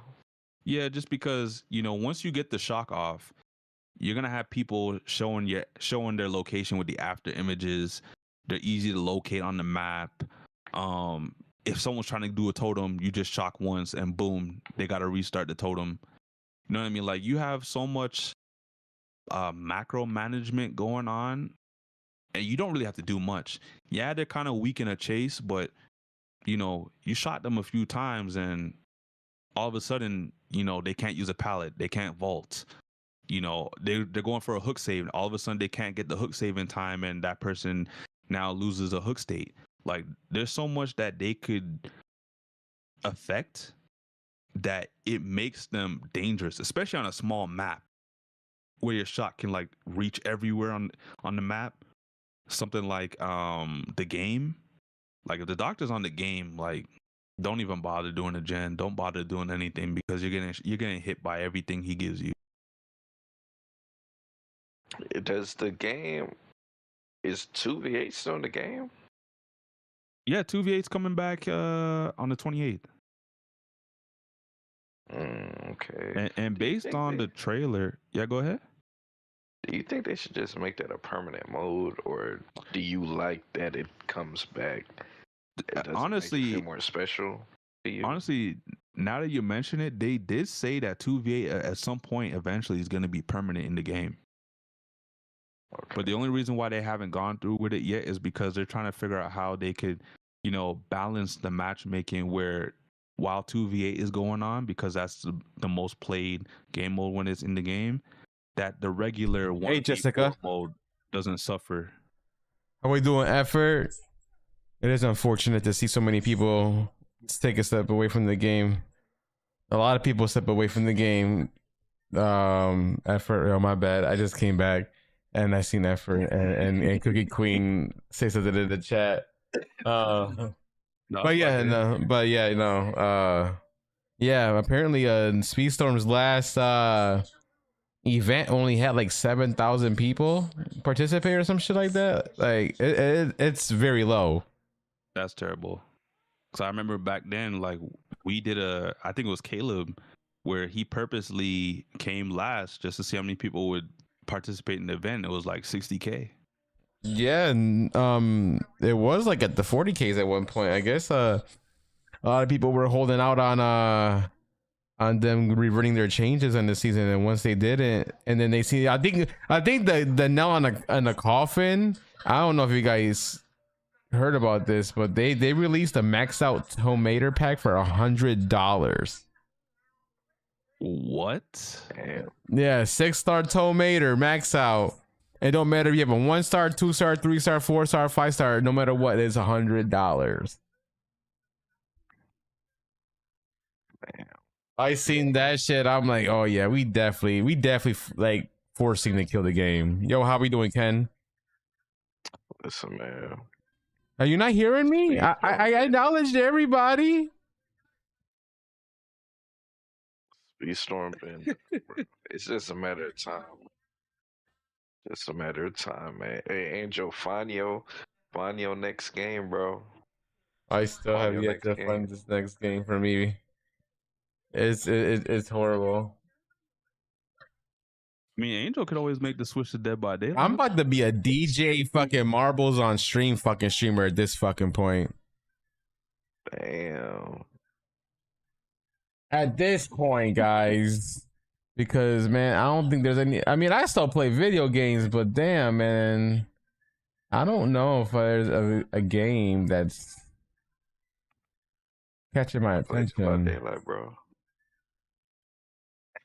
Nah, fuck that shit. I'm a DVD type of player, man. I'm probably gonna just find something and just focus on that one game for now. Can always But play Marathon. it's just none of those games are giving me that. I don't even know how to explain it. It's just not giving me that drive to want to play. Man. I That's mean, fair. you can play Pragmata. It did sell 1 million. Yep. And you got a daughter, man. They saying, bro, people are saying that Pragmata, it makes you want to start a family. Yo, what the hell? Oh, no, that's the least game I need to play then. I guess because like the bond with the guy and the girl, it makes people like it feels very wholesome, so it makes people want to like start their own family and whatnot. That's crazy work. I don't know, Angel. You got daughters, man. You might connect with it through that. Man, all I need is another game that I won't even play. Yo, that's crazy. Ken, you must have us muted, bro. You definitely trolling if you're saying that you can't hear us, because I definitely acknowledge you twice right now. I mean, I see subtitles on mine's volumes now, so that means we're seeing something. Brainwashing 101 is crazy. Why you gaslighting me, Ken? Why you gaslighting me?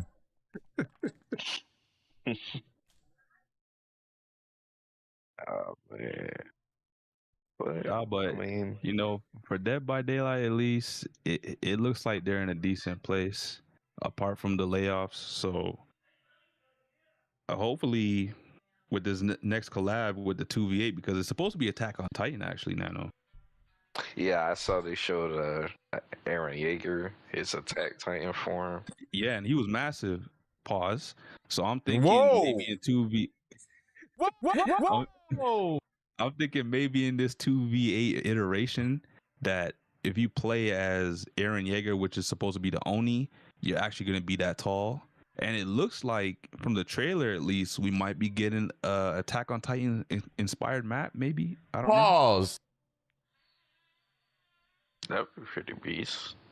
That'd be pretty cool because I remember when Oni came out, the My Little Oni game mode for 2v8, and he was massive. Whoa, you're pause. I was like, damn, why don't they allow us to use Attack on Titan skin with this game mode? Like, would have been perfect because you could have ran around as the Armored Titan. And I guess maybe someone at Behavior had the same idea, and they said, look, we'll give you another 2v8 mode with Attack on Titan, and we'll give you the Eren Yeager Titan skin where you can run around at his size. So we'll see. Okay. It's definitely something to look forward to. Most definitely. Okay. I guess we could fucking get into Fair Games? Get into what? Fair Games, the live service shooter from Sony. Yeah, we can.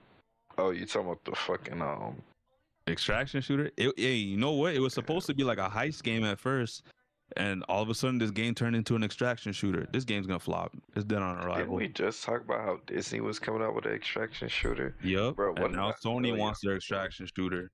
They're right now we in the extraction shooter wave, and what happened? Games that Damn, man. Arc Raiders started a wave like Fortnite did. I wouldn't even say it was Arc Raiders though. I'd low key say it was The Division because they started the genre. Bro, Yeah, but Division's been out for many years though. That's what I'm saying though. The thing is, Arc Raiders is basically Fortnite, bro. Like people, they didn't start creating, like going crazy with the BRs until Fortnite. Yeah. Shout out to PUBG though. And yeah, I mean there was other battle royales that came around the same time as Fortnite or been out longer than Fortnite, because that was the big beef, is that Fortnite took PUBG's battle royale and made it better, and a lot of PUBG fans are mad about that.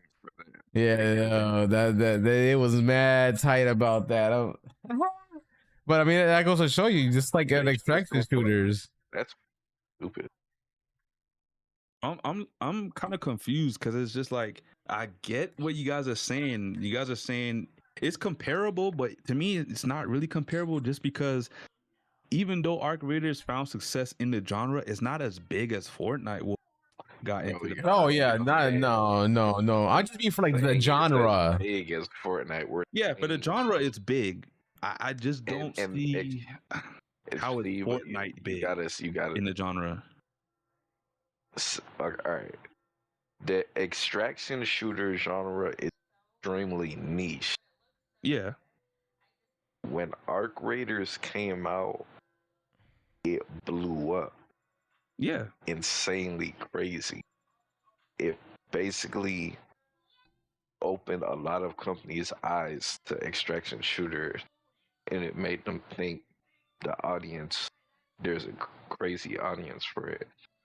Studios saw that, and they're like, wow, now I want to make one. Same way what people thought would be ours. Wow, Fortnite blew up. I want to make one. Yeah. They see people, you know they what? see engagement, they see money. You know what's even funnier? The Division.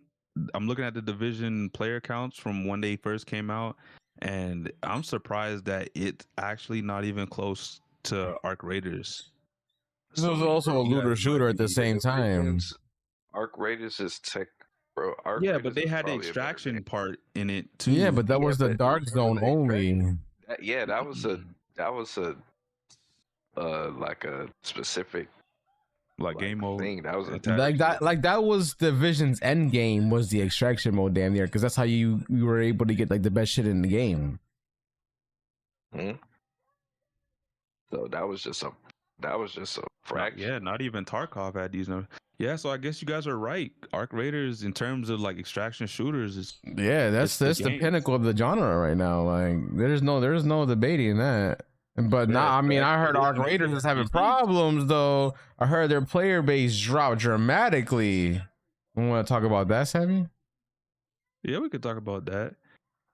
But I don't think we're finished with the fair games section. So let's cover that real quick, and then we'll hop into Arc Raiders because it is still an extraction shooter.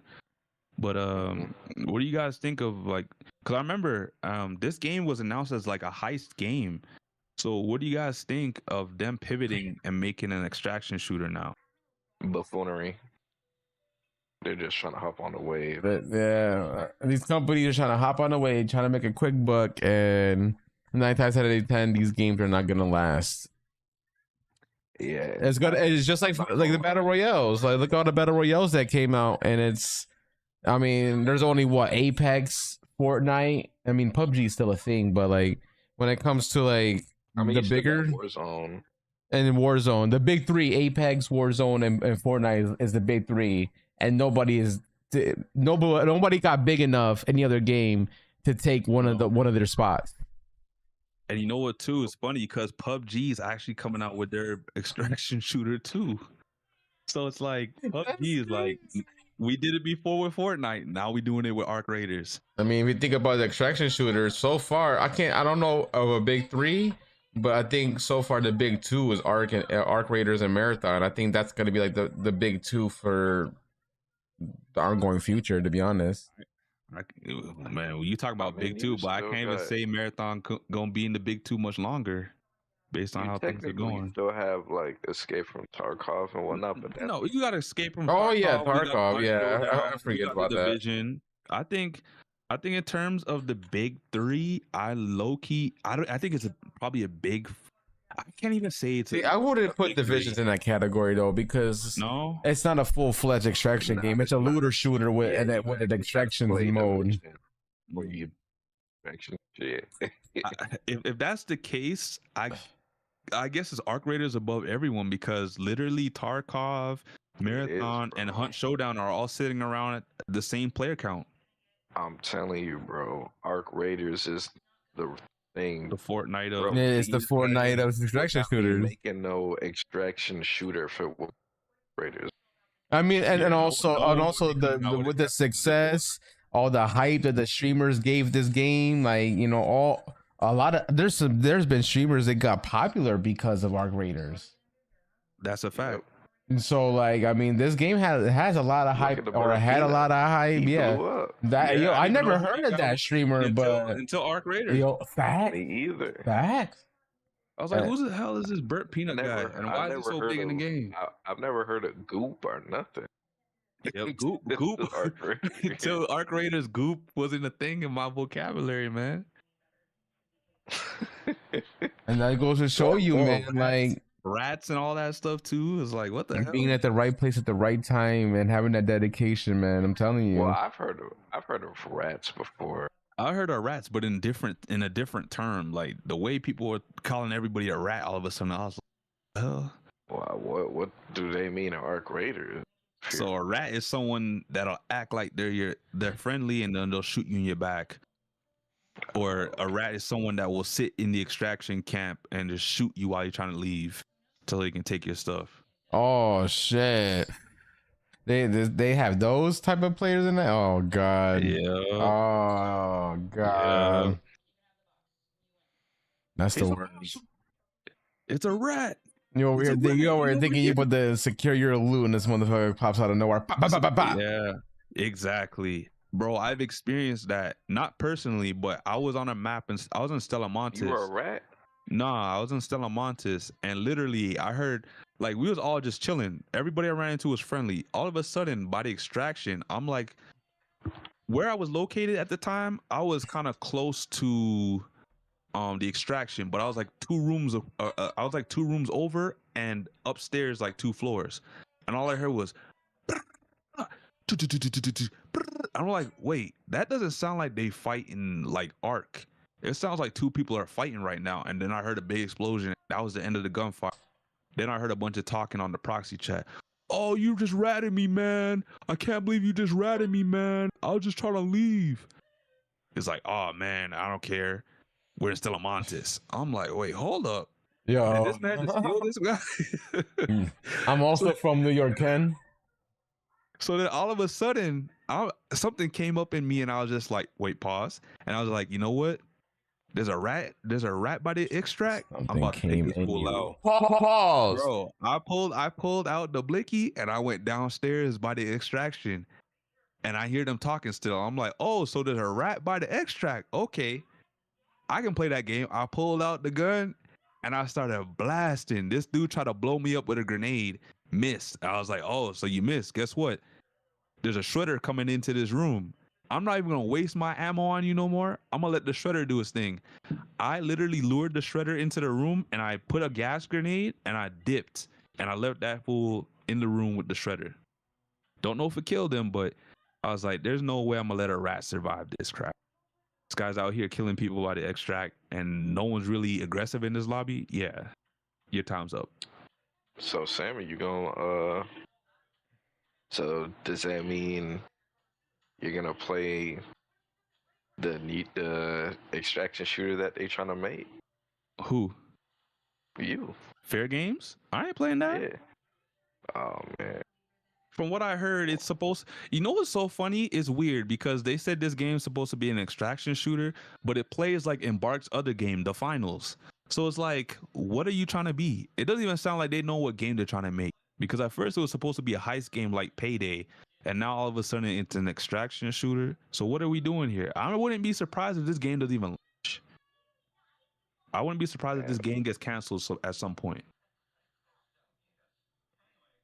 Yeah, bruh. I don't know, man. I don't know. Hey man, I at least said pause, Ken. I at least said pause. No, I'm telling you, Sammy's a walking fucking soundboard. I guess we could get into the Arc Raiders stuff. What they got going on with Arc Raiders. Yeah, the community's been upset lately. Well, it all started with the lack of content. Everybody's expecting content as soon as possible. Like it's an update from, Pearl Abyss and Crimson Desert. It's like, bro, this is a multiplayer game. They can't just release content all the time. They also have to fix any bugs that come across or the community comes across. So not only do they have to take time to fix bugs, but they also have to take time to give you new content in the stores and then give you new content gameplay wise. Like there's a lot to do. And, not every AAA studio has 1,000 people working at their studio. With Embark, didn't we just find out that they had like 200 plus working at their studios? And we were wondering at the time, because Embark owns 2 games, The Finals and Arc Raiders, we were wondering at the time if The Finals was going to shut down because like how many people can you really dedicate to both these 2 games? Obviously, Arc Raiders and The Finals are still going strong. The Finals didn't shut down like I probably thought it was going to shut down. But at the time, I just thought the game was in a bad state because it was bleeding players. And one of the things that people were talking about with the Finals was, a lack of content, like how there used to be in the first 3 to 4 seasons of the game. With this game, I think that it's justified that the developers take their time with the content because they're not going to be able to deliver content all the time that they want it. First of all, these people are complaining, yet they get a free battle pass. And it's not even like the battle pass is ass. It's good cosmetics in the battle pass. You know what's ass? The cosmetics that you have to buy in the store with real money. So you guys get a free battle pass and the content's good. Then there's projects in the game that you can do that are like mini kind of objectives that unlock different cosmetics or content or even currency that you can use to get like paid content in the shop. So it's like they give you different ways to fulfill content. Yeah, it might just be scavenging resources, but at least it's something else to do other than doing quests or PvP or taking on arc like the queens or the matriarchs. So I just think people need to slow their roll. So at this point, at this point, people are just like, yo, we need more content.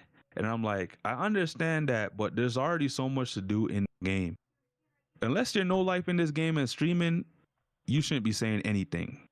Half of these people are the same people that don't even do the expedition, first of all. I've done the expedition every season, and I've reset and prestige my account. So if half of the people are complaining about there not being enough content to do in the game, go freaking do an expedition and prestige yourself and start from scratch. There's so much to do after you start from scratch, and there's so much more benefits that you get on your account from starting from scratch again. How about you try something different instead of worrying about losing what you have? At the end of the day, if you're worried about losing your gear, you're not playing the game right. So everyone was complaining about there not being enough content. Guess what? The game is dropping the biggest content there has been in this game since launch, and it's coming in 5 days on the 28th. We're getting a new map. Everyone is hyped about this new map since it was leaked. We're also getting a new major arc threat, apparently more dangerous than the Queen and the Matriarch. There's nothing you can complain about when this shit drops, because they are delivering on what you want. And if you still find a reason to complain about this game after they drop the biggest content drop ever in this game, I don't know what these devs can do to please you guys, because hell, man, they giving you everything you're asking. When this game first dropped, they were doing updates and patches to please the community the same way that Pearl Abyss is doing it for Crimson Desert. And, you know, everybody loved these guys, but now all of a sudden these guys are the villains because they're not dropping content fast enough for you guys. It takes time to develop. Like, they can't just drop content instantly. Like, I don't know what you think. You think AI is working for them? Yeah, you know what the thing this is, bro? You know what the thing this is, Sammy? It's the same shit that every other live service game has, and that is trying to feed the motherfuckers that know life this game, the motherfuckers that play this game day in and day out because it's their favorite game. There's never gonna be enough content for those guys or for the streamers that play this for 8 hours a day, because, you know, they do everything. Because I mean, obviously that's what they're doing. Obviously, unless you're a no life and you're just playing this game and it consumes your life. But if you're a streamer, I understand. You know, you're playing this game. You have more time than anybody else because your job is streaming. You know. Yep. So, but I mean, I've seen this for a lot of live service games, man.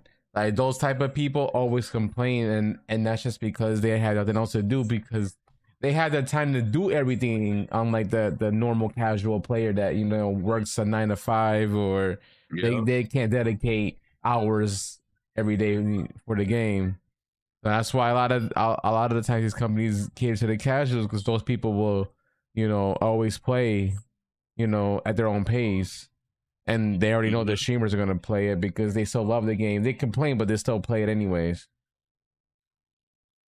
So the thing is that everyone's been talking about lately, the last 2 weeks, is that Arc Raiders has been bleeding players, and they've been bleeding players since, I want to say, February, but that's understandable because you're mid-season and, you know, you're still waiting on newer content. At the time, they didn't really have any big updates that really came to the game apart from Stella Montes, and that came back in December. And, you know, the player peaked again in December all the way up into late January. And then it started to get a player bleed at around the end of February. But like I said to you guys earlier, like, so what if they're losing players? I get it. There's not new content in the game to sustain all these players all the time, especially everyone's trying to play the game, no life in it. I'm like, that doesn't make sense. There's other games to play.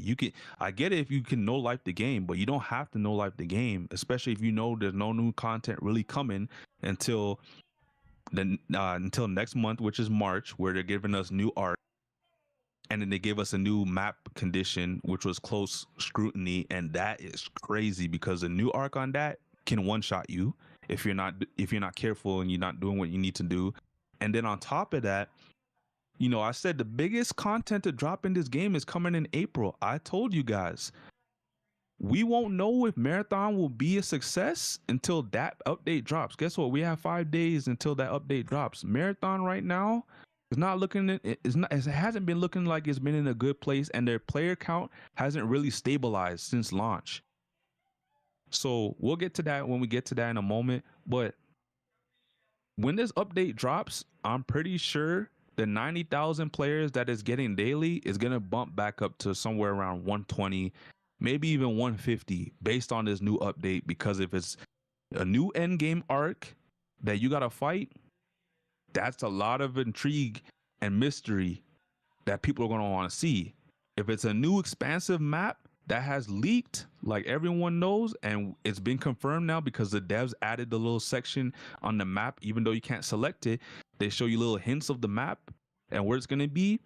We already know the new map is Riventide.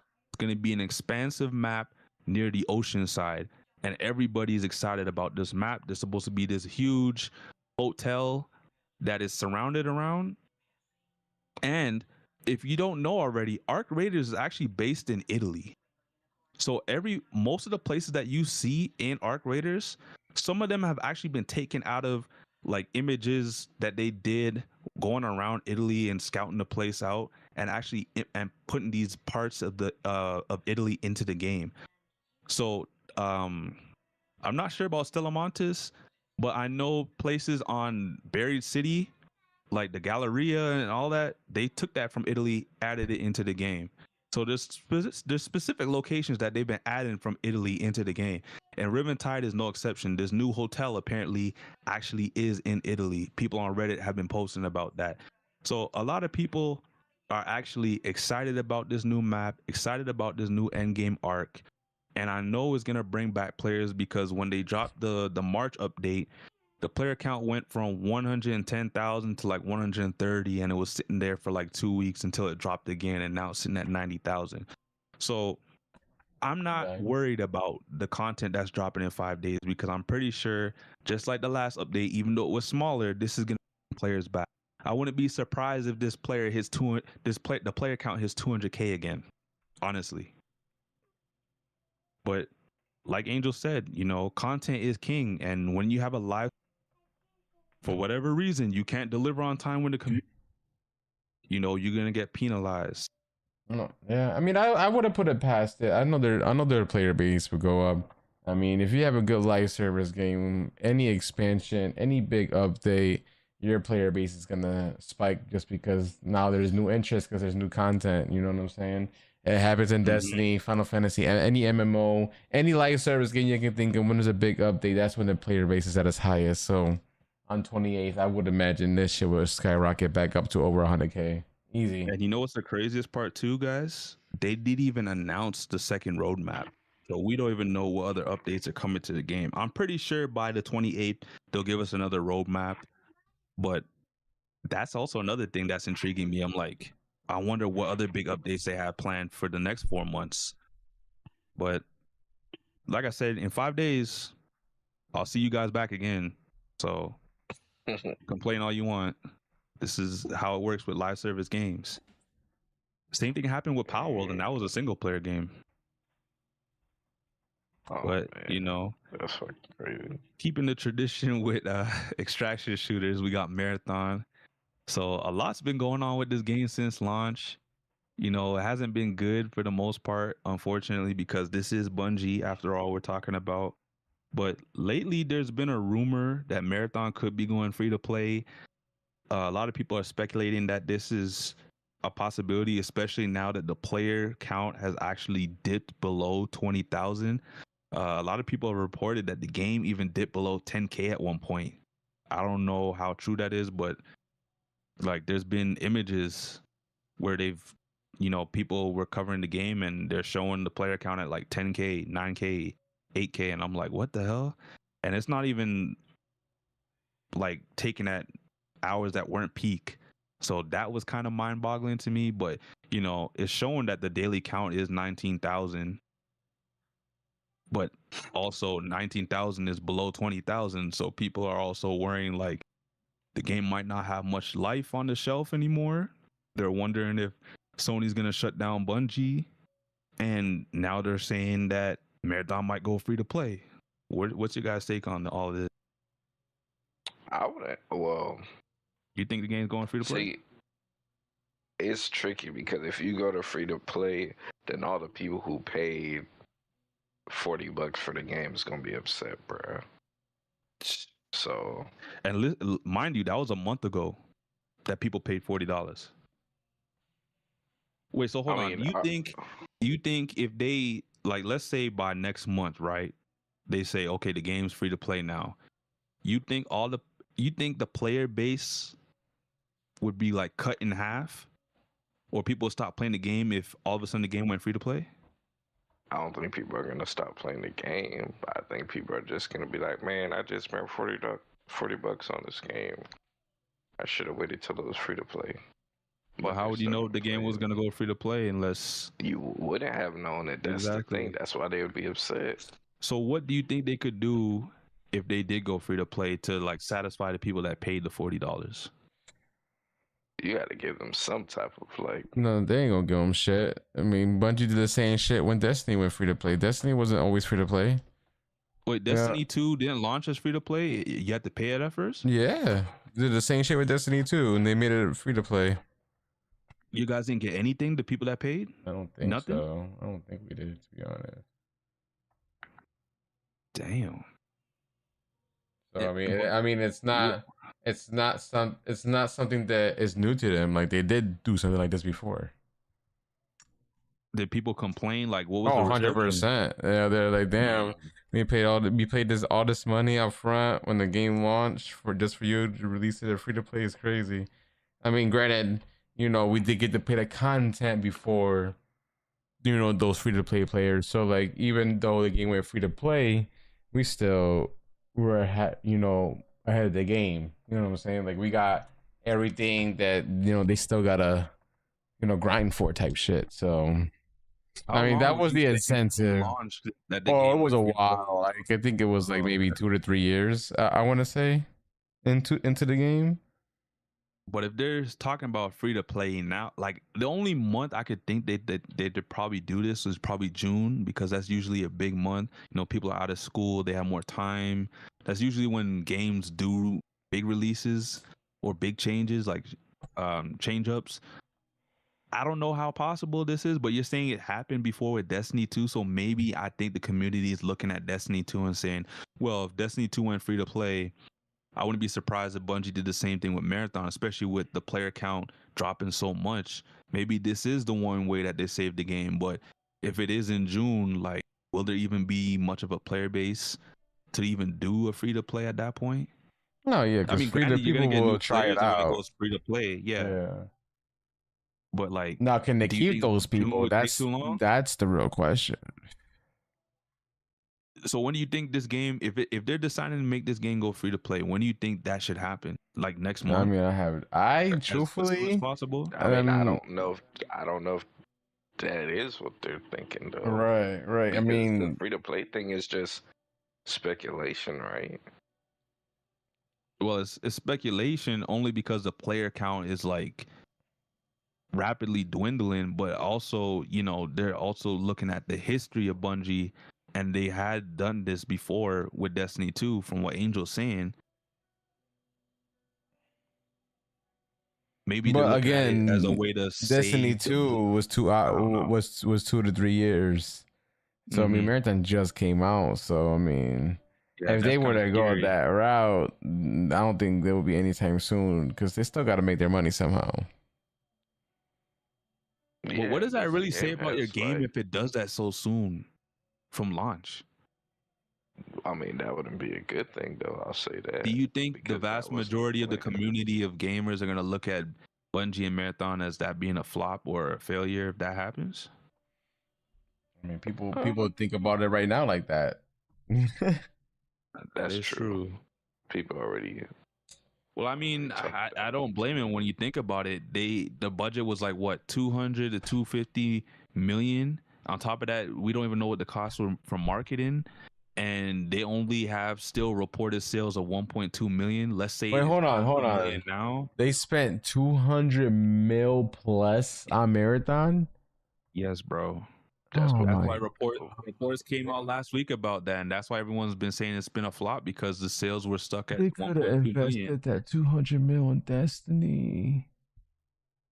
And also, it's like they haven't really updated their sales report. So, like, I'm being generous to say the game could be at 2 million sales right now, but let's just say it's not, and it's like at 1.5. Why would That you game spend low-key- 200 mil on this?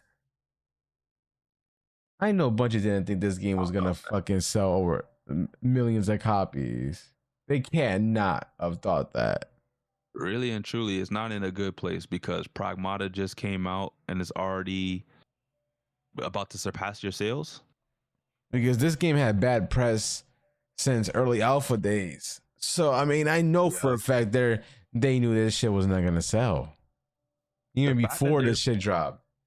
The fact that their player count peaked under beta test is very telling, because when Arc Raiders was coming out and they did their server slam, that was not the peak for the game. The peak for the game actually happened when the game actually released and you had to pay for the game. And then it peaked again back in December after the Game Awards. And then it peaked again back in January. So it's like the fact that this game peaked when it was free to play, and then ever since then it's been bleeding players, was alarming to me. When they came out last week and said that the budget was over 200 million, I was kind of shocked, but then I was like, wait, weren't the sales like 1.2 million? And the sales haven't been reported since it touched 1.2 million. So even if they hit the 2 million mark, like, that's not good. They're not making a profit back. They're not recouping their money. They're taking a loss at this point.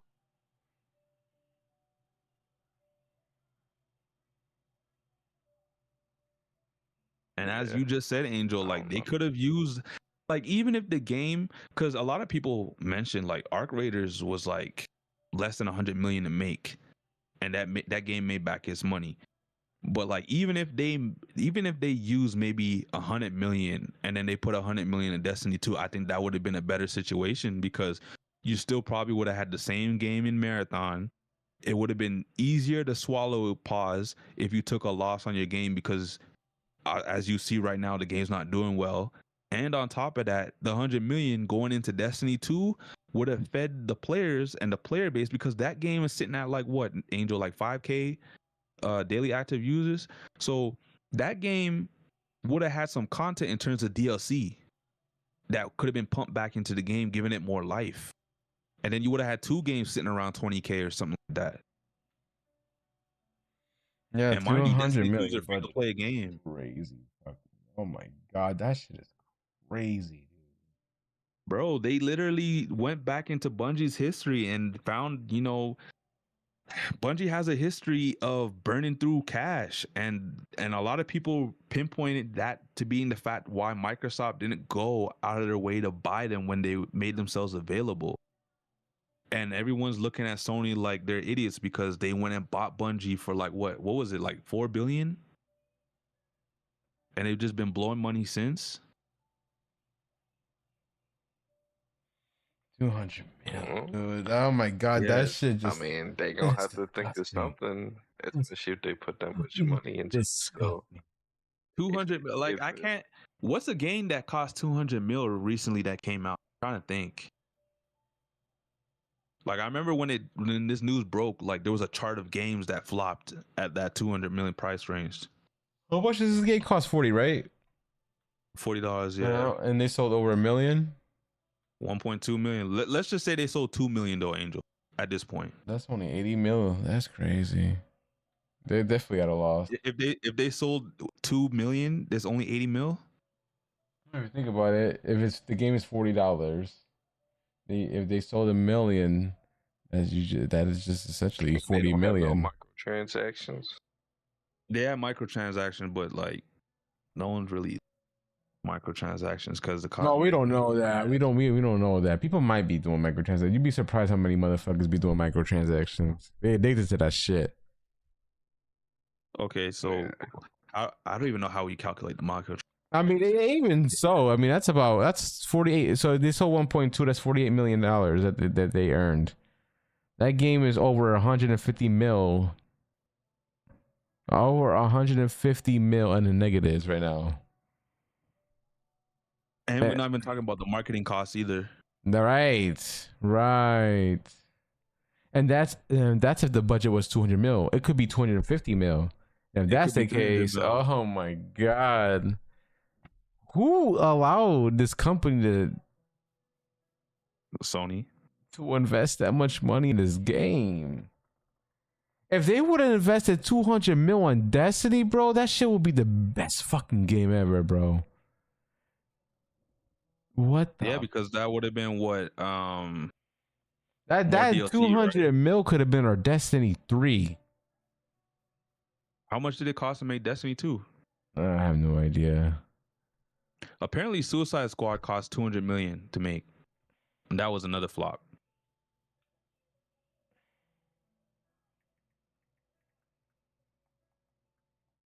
That's the Destiny 2 budget.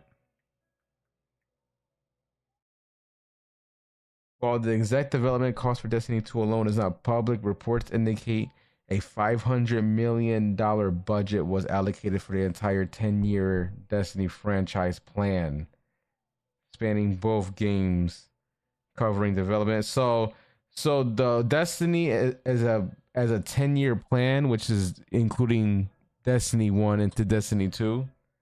Yeah.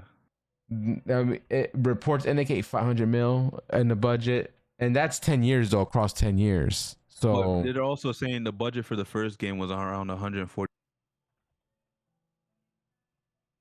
So the rest of the 360 came from Destiny 2.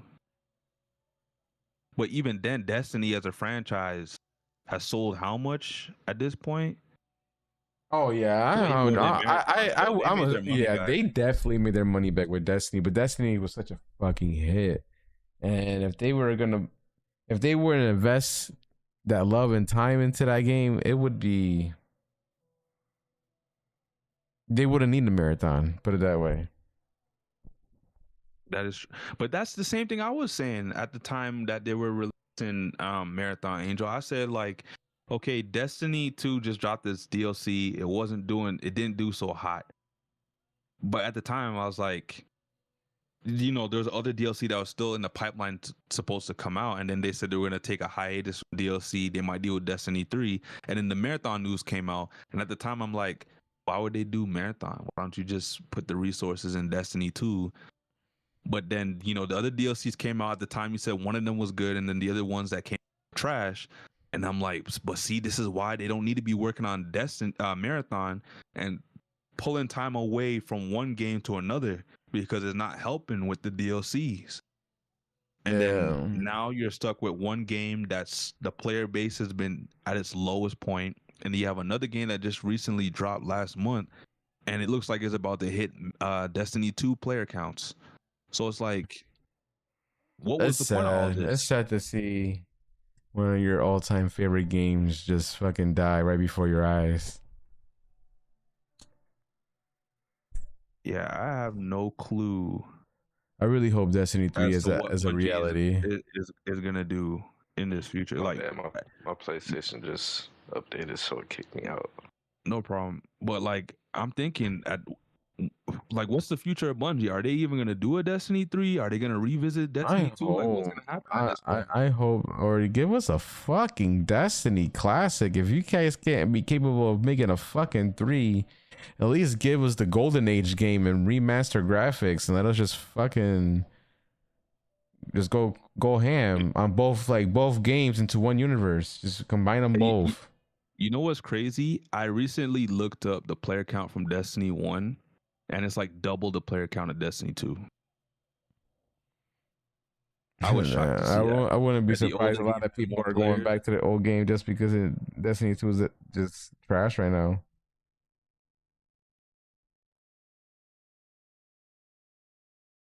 But yeah, I guess that's all the news we got for the extraction shooters. But in terms of gaming news, our one little gaming news we have left is the Stop Killing Games news. And that's been a movement that's been going on over in Europe. And right now they're kind of winning that case in Europe. So like, what do you guys feel like might be the outcome if they ultimately win? Like, do you think that the live service games that always shut down and the game is done for good, like you think that's gonna start seeing a shift? Because I remember how all this started was the crew being shut down, and then no one had access to play the game offline, even though everyone that owned the game said they could have just took the servers offline and made the game playable offline because of how the game worked. Like it was a game that was a single player that could have been played offline and multiplayer, but because it was always online, once you took the servers off, it was cooked. It was like Anthem. When I played Anthem, I realized real early that this game could have been played offline as well. But because the servers were getting taken down, that means the whole game was gone. That's why a lot of people don't like when their games are only online, because it technically fucks up game preservation, because once the servers die, the game is dead.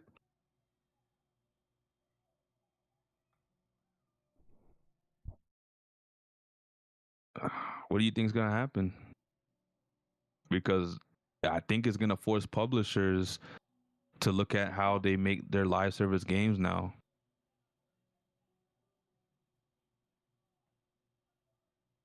Maybe they have like, maybe when you buy the game initially or you play the game, there's like a notice. You know how we have to sign like you, like maybe there's a big notice that says this game has a 10-year agreement plan to stay online for at least 10 years, and then after that it can shut down. Do you think maybe we'll start seeing those messages before we start having to sign the EULAs and stuff like that? Nah. Honestly, I don't know, bro.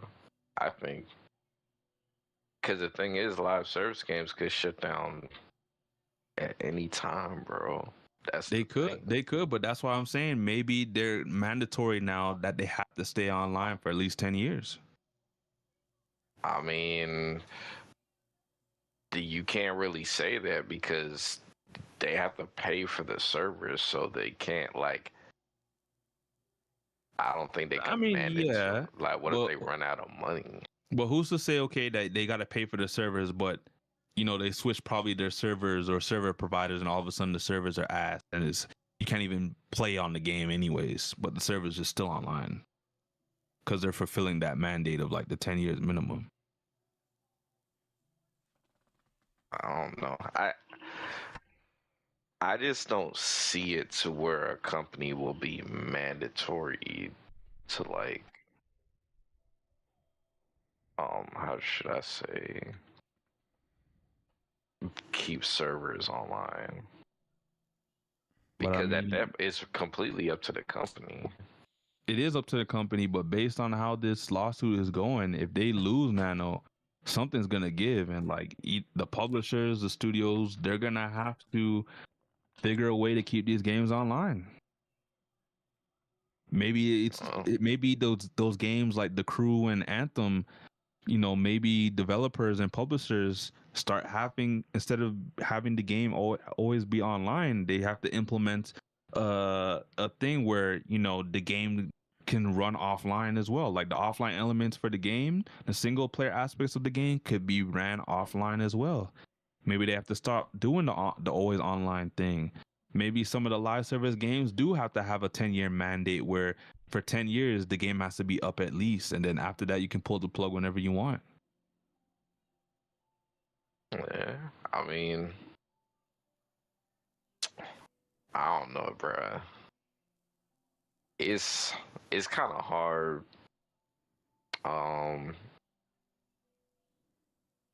Listen, I'm for whatever. I prefer games to not only be online, but that's just me. But I mean, if they did go that route, I wouldn't care. It just mean the game will last longer.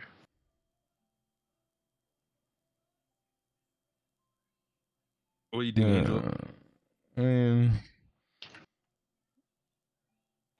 I'm not really opposed to it. I mean, you know, killing games off is something that does suck, especially if it's one of your games that you love. So to try to prevent that, and they had to have, what is it, 10 years, right? Is that what you said, 10 years before I'm they just get giving an example. Oh, Like I just brought up the 10 years, but based on how the court case is looking, it looks like something along the lines could happen where maybe they have to give like a minimum of X amount of years for the game to be online. You know how we have to sign the user agreement when we start up our online game? Maybe they have also a section before the user agreement that tells us, this game is brand new, it just launched, and because of mandatory regulations, we have to keep the game up for X amount of years. Agreeing to this statement, you acknowledge that the game can shut down after the X amount of years. Maybe that's another thing we start having to sign and acknowledge as well. no, yeah, I can see that happening. And being more specific, like, hey, after 3 years, if we decide to shut the game down, I think it's more or less like you have to give somebody a time frame. Yeah, and you got to honor that. If the game is dying before then, you got to do something until that time frame is up, type deal. I mean, I respect it. It could be good or it could be a bad thing. You know what I'm saying? It could be an either or type of scenario for gaming companies. I do see it being a positive for games like Madden and 2K and all the sports genres, because those games, they usually shut down after like 2-3 years. I mean, So they all make those a new people one every spending fucking 20K on year. 2K every year, it's like maybe you just spend like 20K on one 2K game. No, it's still 'Cause all gonna those sports be the games, same shit, Sammy, because they spend all this money on this game, but they always gonna want to get the new game. So which makes no sense to me, because these games, all they are is just updated rosters every year until there's a next gen console, and then it pushes the performance of that game. So now they have different things that make the game different from the last generation. yeah, I mean, yeah, you can create the updated roster if you really wanted to. You could. There's people that do that, and there's like millions of downloads. I do play 2K from time to time, so I do know that there's people that dedicate themselves to doing roster updates, and they make the newer characters, or not the newer characters, but the newer players that come into the season. They create them and they make them look almost as what they look like in real life. They sometimes get their tattoos, if there's similar tattoos in the game that they can place on these characters for their models. They get the right accessories on these players and stuff like that. So there's some people that actually do stuff like that. They'll even adjust like their salary and what they're getting in real life to what they're getting in the game as well. So there's people that dedicate themselves to doing stuff like that, because they know, there's people out there like themselves that don't want to have to buy the game every year. All you just get is an updated roster. Like, it makes no sense. 100%. It's criminal. It's fucking criminal. It is. Fucking copy and paste every year. It's crazy. I always thought to myself that, these sports games could just go free to play, because all they're gonna do is update the roster anyways, and then all they get their bread and butter off of is the microtransactions. So if you really wanted to charge people to get the new rosters, maybe it's $10, but the game is free to play, so you're not really paying for anything. So if I'm paying $10 a year for a different roster, that's fine. It's going to equate to the price I got to pay the one time to get the game anyways. Now you just figured out a way how I can pay every year for a new roster. You know what I mean? No, because they want to cash in on that $60 every fucking game. They do, but it makes no sense, because they're not really adding anything to the game. No, but those same people keep funding them that money, man. $60 is better than $10 every year. And look at all the sports games that's come out over the last couple of years. You can pinpoint to each of those franchises and say, 2K15 or 2K16 was the last good 2K, and it's been downhill since. Madden 14 was the last good Madden game. FIFA 17 was the last good FIFA game. So if you guys just stopped at those numbers and just made a free-to-play game and took whatever foundation you had from those games and built on it, those games could have made you more money by you charging the players like a $10 roster update every year. and then whatever game modes like Ultimate Team and like the 2K card system, you could have charged people off of that still for years. It could have been like GTA Online. Yeah, that's true. Like the park mode for 2K, you could have made like a separate game. You could have took that out of 2K, made that a separate game, make that free to play, and then have people charge for their microtransactions and stuff like that. Instead of trying to connect it to the game and have street ball and have regular basketball. It's like, no, keep that separate at that point. Make that your GTA Online, and then have your sports title drive your simulation product, and then have your street title be your GTA Online. That way you get the best of both worlds. You can still charge for the microtransactions. But these guys, they just trying to milk everything they can get, just like Gameloft. $100 for upgrade pack. Oh my god. Yeah, that shit is diabolical. That's like a slap in the face, bro. I didn't know how Gameloft thought. Hey, you know, the cars let's pack was charge them crazy at $100 for a one max out. It's this. I want to puke. That's just I honestly crazy. thought it was bad when they were charging people $50 for 3 racers. But $100 for an upgrade is crazy. Son, this is how bad they dropped the ball. I'm off topic, but you made me want to look this up because I had to look it up. Destiny at one point, let me tell you, when the Destiny 2 launch, it had a total of 3.784 million active play. I'm talking about actively online players. Almost 3.8 million actively daily players, bro. This was Destiny 2, you said? The launch of Destiny 2, that's where they were at the launch of Destiny 2. Damn. They're at like maybe 5% of that right now. Not even, maybe 2%. It's disgusting, Sammy. You had almost 4 million active players that was fucking with your game. And you don't really see 4 million active players in a lot of games. That's a lot of motherfucking people. Yep. I mean, shit, Arc Raiders, what was the highest peak ever? 400K, but that's on the that was only on Steam, so you really can't. Yeah. I think at one point they said they had like over 1 million players. I gotta look back though. I'm saying, and that was at the peak. You know what I'm saying? That's when everybody was playing it and shit like that. When it was at its hottest. So I mean, think about that. Arc Raiders, everybody was talking about it. Biggest game ever. 1 million. Let's say 1 million. Destiny had almost 4 million players. That's how you know how good that game used to be. Said it peaked at 3.2 million daily active users across all platforms January 4th, 2026. Arc? Yeah. How many? 3.2 million. Yeah, see, look at that, man. That's why we call it the Fortnite of fucking extraction shooters right there, Papa, because ain't no other extraction shooters doing that. Nope. Damn. I didn't even know it was that high. Well, you know, if you're only looking at Steam numbers, you're not gonna really. Yeah. That's why it sucks that they don't release numbers for consoles. They need to do that. You have to wait until these studios release the numbers, which is crazy. What if they don't release the numbers? Exactly. You'll never know. You'll never know. Yeah.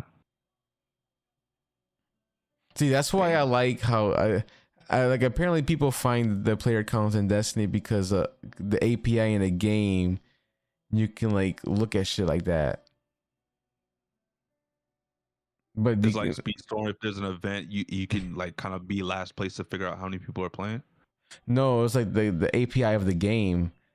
I think like a lot of people has access to it. That's how like websites like them, which is the Destiny item manager, how they can like you can log into your account and you can really move shit around in the web browser.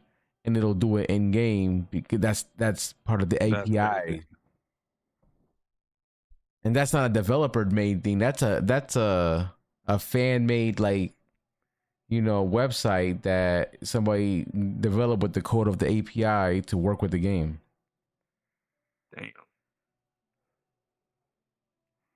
So yeah, I mean, that's how they find out like player statistics and shit like that too. So I mean, still 3.7 million, man. And our 3.2 is crazy. Well, how did they get that number if they don't got console numbers though? Is that like an estimate? No, that was Embark Studios that put up the numbers.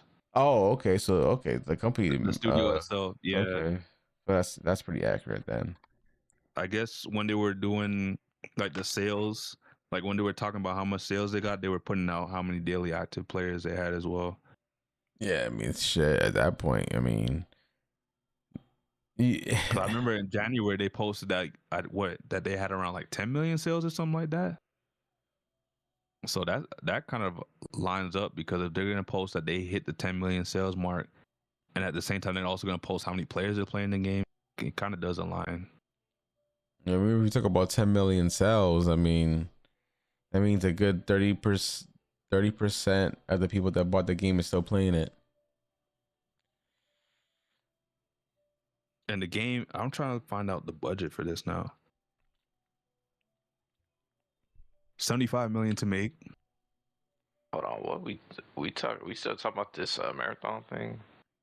No, Angel brought up Destiny. He was trying to tell us how much players were playing at its peak. He said 3.8 million, and then we figured out that Arc Raiders at its peak was 3.2 million across all platforms. Okay. No, yeah. I just wanted to look up the numbers because they're at the all-time lowest right now, and seeing peak 3.7 mil to it's dwindling 70k active players right now. I think that's sad. That is fucking sad. Yeah, so Arc Raiders sold 14 million copies as of February, and the game only cost 75 million to make. And so the game is priced at $40. It's safe to say that they made their money back and some. I mean, the only last thing we can talk about is really the movies. Yep. The video game movies. Elden Ring. I can't believe they're making a Call of Duty movie. What the hell is that? What are we doing? I mean, I can see that working. Call of Duty, like we have so many World War movies. See a Call of Duty movie happening. What kind of Call of Duty movie, where the setting is, that's another question. That's another story. I think maybe it's a World War II Call of Duty movie. Hope not, because I'm tired of World War II movies. Do y'all think they would go off of one of the games, or they would make? I think they would go off one of the games. And if I had to think about one of the games that Call of Duty is most successful for, it's probably Black Ops. No, so I could probably see them doing a Black Ops. You want to say Modern Warfare? No, Modern Warfare 2, bro. That was fucking. I know Modern Warfare 2 was a hit, but like I think Black Ops is a bit different from being a World War shooter. So, or a World War movie. So I think low key they would do Black Ops instead of Modern Warfare. I don't know. That storyline, Call of Duty 4 to Modern Warfare 2 storyline, that was chef's kiss right there. That was. I mean, Black Ops also had a good storyline. But I feel like if you're gonna make a movie, I think Call of Duty at its peak was Modern Warfare 2. I think that was peak Call of Duty. Black Ops was just as good, but I will say the peak of Call of Duty was World at War. That's crazy. Hey, COD 5 is a classic. That's because of zombies, bro. That's why. I just think COD World at War was just different. You can have attack dogs. Man, it was different. Yeah, it was definitely different. I miss those days. Call of Duty 4, World at War, and Modern Warfare 2 was Black Ops. All four of those games changed the shooter genre, to be honest. And then they got lazy. Yep, they started doing that sports game formula. But I don't know. We'll see what the movie. We'll see what they're gonna do with the movie. That Elden Ring movie looks like it's gonna be possibly. How do you do an Elden Ring movie, though? I mean, it's gonna be based off the game. I mean, that shouldn't be too hard. You're just gonna see a whole bunch of big ass fucking crazy looking beasts that the characters are gonna be slaying. It's crazy. I think visually it should look stunning. Oh yes, visually. If it doesn't look stunning visually, that's a flop. problem. Yeah. Yeah. Yeah, because the game is known for the Hopefully- visuals. I wonder if they're gonna get George R.R. to work on the story and the writing for this game, possibly. I mean, not this game, the movie, possibly. Isn't that the same dude that worked on Lord of the Rings?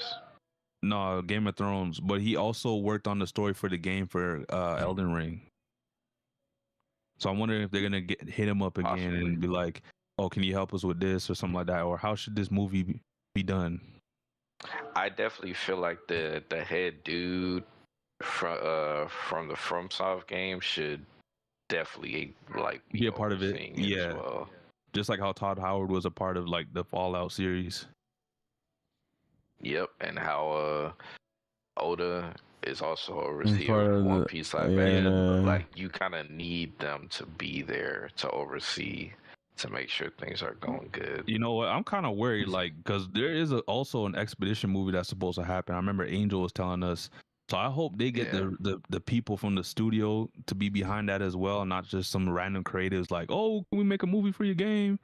We know it's a hit." Nah, They gotta have someone knowing, attached to that studio. knowing how good, crazy the game is, the movie. I think that Sandfall will definitely Be try to do involved. the movie. I justice. definitely also think that, hey, this might be a hot take, but the cast might all mostly come from France. I mean, it would make sense. I mean, look at how the game is structured and voiced. You know what I'm saying? Like, No spoilers, no spoilers. how was a voiceover spoiler, Sammy? I'm just trying to be safe. You know, some people already, man, they kind of weird. I mean, if you look at the trailer, you know all the voice characters are voice line are French, and they have I that French know. accent. I know, but some people are weird, so I just wanted to point that That's out there. crazy. I mean, if you haven't played Expedition 33 yet, I don't know what the fuck is wrong with you. Caleb, Shit. Where did this man go? This man just disappeared on us. I just Man, I noticed went that. to Damn. sleep, bro. Yeah. He said, fuck this. Something out. It's crazy. But yeah, apart from those two movies, like I know you're kind of weirded about Call of Duty, but I can see it make it work. Like we've had so many Hollywood movies with World War, so I wouldn't be surprised Don't that they drop could the probably pull this ball. one off. Elden Ring's a bit different, only because it's like the first of its nature. Like the only other game movie that I've seen, like that I can remember, was like the Assassin's Creed movie that they had a couple years back, and also the World of Warcraft movie. I if I'm being honest, I enjoyed both of them. But we'll see with these games, because I remember for the longest time the only the only game adaptation movies that we had were at one point Resident Evil and Lara Croft, Tomb Raider. Yeah, there's a lot of video game movies coming out, man. I mean, you got Street Fighter coming out, also Mortal Kombat also coming out, right? Yeah, Mortal Kombat next month on the 8th. Street Fighter, I'm not sure It's in what October. the date is. Street Fighter's in October. And Street Fighter is looking like it's gonna be pretty nice. Street Fighter's looking like it's gonna be the better fighting movie. 100% agree. Like that, like they did an amazing job with the cast. They did. not At gonna first, I lie. was kind of laughing at the cast. I'm not excited for Street Fighter whatsoever. That shit look mad corny to me. Really? So you're more excited about Mortal Kombat then? I actually enjoyed Mortal Kombat 1, the movie. The one that came out during COVID? Yep. I'm not gonna lie, I didn't enjoy that much. My only Based off of that alone, I only like the scenes with Sub-Zero in it. That was it. No, or Scorpion, my bad. I see. I think the Damn. only franchise we really missing out of the big three is Tekken. Tekken, where your movie at, man? Give me a Dead or Alive movie. What was that? We got Dead or Alive though. Did we get a Dead or Alive movie? Yeah, in the early 2000s. Dead or Alive, the fighting game. Man, he said early 2000. I'm talking about now in today's age. You talking about Dead or Alive, the fighting game? Yeah, you know, with the jiggle physics. Yeah. Oh my god, this guy. Angels of Gunnar confirmed. Oh shit! No, I just find it funny how over exaggerated the jiggle physics are from that game company, because it's not even just Dead or Alive, but their beach volleyball one was like that too. I was like, what the I was hell? telling them about that before we started the podcast. Soul Calibur is another one too. Soul Calibur, yeah, that game could get a movie. Soul Calibur actually had an interesting story the first couple of games. Like Soul Calibur can get a movie, Dead or Alive can get a movie, Tekken can get a movie. As long as they're actually good, I pretty mean, good. because video game movies had a habit of being trash. That is true. But the old Dead or Alive movie that came out back in the 2000s, that was actually pretty solid. Like I could go back and watch that right now. There were some corny bits, but like I could, like right now, if I went back to go watch it, I'd still enjoy it. Damn. Like I enjoy those better than the old Mortal Kombat movie. I mean, there was a few of them that were actually good. The old Street Fighter movie was trash. The old Street Fighter movie? Yeah, I did not like that one. Yeah. That was trash. Or the old Mario movie. Oh my god. You know what? I gotta give it to them. Back in the day, they could only do so much. You know, the old Ninja Turtle movies though, those were hits.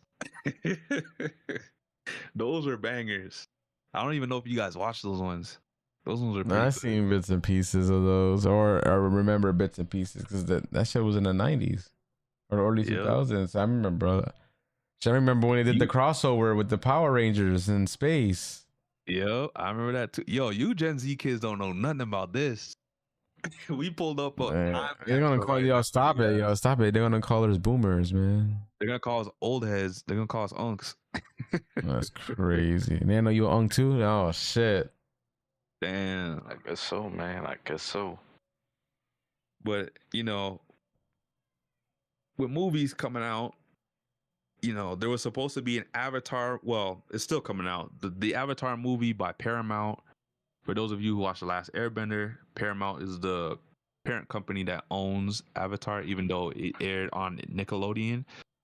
And apparently the movie leaked. Oh yes, it did. The entirety of the movie leaked on Twitter. Well, not on Twitter. It leaked on someone's email. I don't know how that happens. And then someone leaked it on Twitter.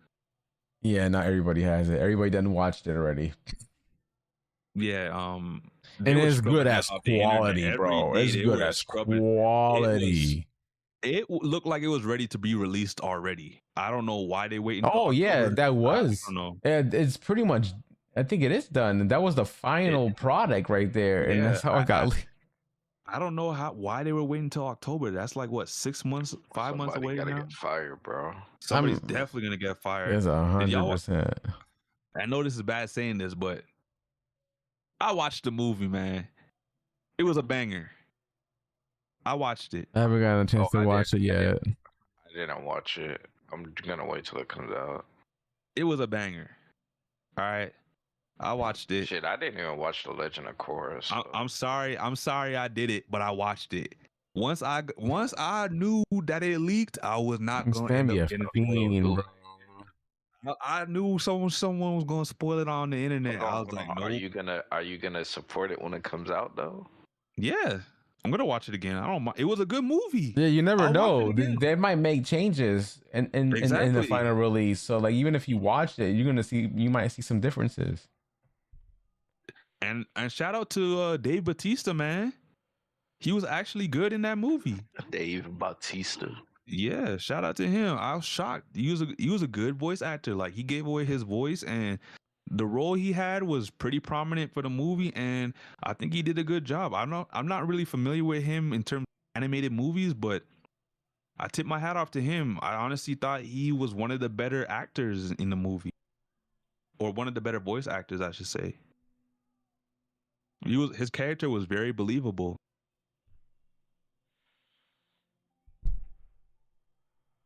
Yeah. But yeah, I ain't gonna spoil it for you guys, but I definitely say when it comes in October, watch it. I'm definitely gonna watch it again because, like I said, it was a good watch, good movie. My girlfriend enjoyed it as well. Do I have to watch The Legend of Korra? No, because this takes place just before Legend of Korra, so you good. So this takes place after the OG series. Yeah, it takes place just after the OG series. Okay, I'm about to nerd out a little bit. I did read the comics for Last Airbender, so Ba Sensei. this takes place roughly just after Zuko. Damn, I don't want to spoil it, but this takes place just after the Zuko's mom storyline, and this takes place around the time where Aang and Team Avatar are establishing Republic City. So this is probably about 5 years, give or take, after they defeated Fire Lord Ozai, and just before Legend of Korra. Okay. Oh, so this is like a prequel to Legend of Korra. Technically, because Legend of Korra, I believe, doesn't happen till like 50 years after Avatar. Okay. Interesting. Yep. Yeah, man, I'm definitely gonna check it out. I will say, Legend of Korra is not as good as the original series, obviously, but if I had to rank them by seasons, season 1, well, no, the best season 3, then I would say season 1. Some people would say season 4, but season 3, season 1, season 4, and then season 2. And I only think the reason why the series fluctuated in terms of quality is because in the beginning, the creators from Avatar told Nickelodeon they were only doing 10 episodes, so one season. It was going to be like a one-off thing, and then it was done. And the way that season 1 was, it was actually quality enough to just be the one-shot series. But then Nickelodeon's like, no, we want more. So then they had to do a season 2. They had to do a season 3. They had to do a season 4. And because they had to do more episodes, that's why I think season 2 was the weakest out of the 4 seasons. But then obviously season 3 was a straight banger. And then we had season 4, which ended everything. But I didn't enjoy season 4 as much as I enjoyed season 3. So that's why I would say season 4 is third if I had to rank the seasons by which ones I enjoyed the most. But I would definitely give Korra a watch because it was a solid Avatar series. I give it a 7.5. Just because, at its lowest, season 2, it took a lot to get through that season. I'm not gonna lie. But season 2 is still crucial to the whole overarching story for Legend of Korra and Avatar. So you can't really not watch season 2, even though I would say don't watch it, but you kind of need season 2. Okay. But yeah, Shout I would out to say Legend of Korra. if you only watch the Avatar series, Nano, I would go the Zuko's mother arc, the comic, and then I would watch this movie and then watch Legend of. Okay. But I will say I'm tired of seeing like the in-between series and movies for Avatar. Let me see a prequel to Avatar. Like, let me see Avatar Kyoshi or Avatar Roku or someone else. Like, I want a preview of when the Airbenders were still around. I want more background story on them because they're a very interesting nation.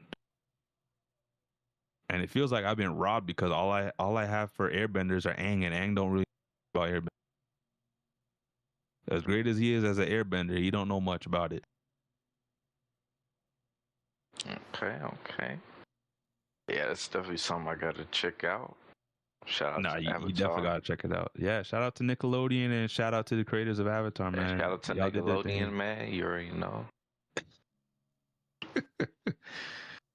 But yes, we still on our movie arc right now, and we got DC's Clayface movie that's supposed to come out soon. There was a trailer that was released recently. Man, I don't know, man. What the hell are we doing giving Batman villains movies? Like, just give me Batman.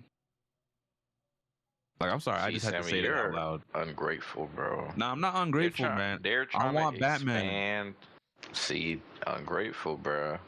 That's not ungrateful. That's how a many man that Batman knows what movies he we had? wants. See, Okay, I all get you it. We want had is like 7 Batmans, but give let me them Robert Pattinson expand, Batman. bro. I don't care about James Gunn's Batman. Just give me Robert Pattinson's Batman, because that was a good Batman movie. Oh, speaking of, it is related. But speaking on Robert Pattinson's Batman, his Batman 2, so the actor that played Tywin Lannister, he's gonna be Two-Face's dad in the Batman movie. Interesting. Yeah, so I guess Two-Face is confirmed to be in the Batman 2. But yeah, Okay. back to Clayface. What y'all feel about that? Do you guys care about Clayface? Do you care about the movie? I'm indifferent. I don't even know who the fuck that is, bro. See, that's the problem. This is why we don't need a Clayface movie. No, that's exactly all we needed, so I could watch the movie and get more. Clayface ain't even that big in terms of like the Batman universe. What if the movie does good? Okay, the movie could do good, but if I had to compare, okay, but if I had to compare like in terms of villains to like another villain that most people know, Clayface is like the Sandman to Batman.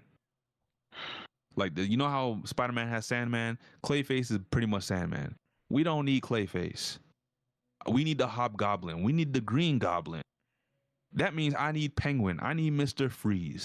Give me Two-Face. Give me Joker. Hold on. So now it went from you just want Batman to now you want all these other niggas. Well, in the Batman, I got Penguin. In the first Batman movie, I got Penguin. And why can't I get Mr. Freeze in the second Batman movie? Hold on, but wouldn't you agree that now that you got him, it was worth it?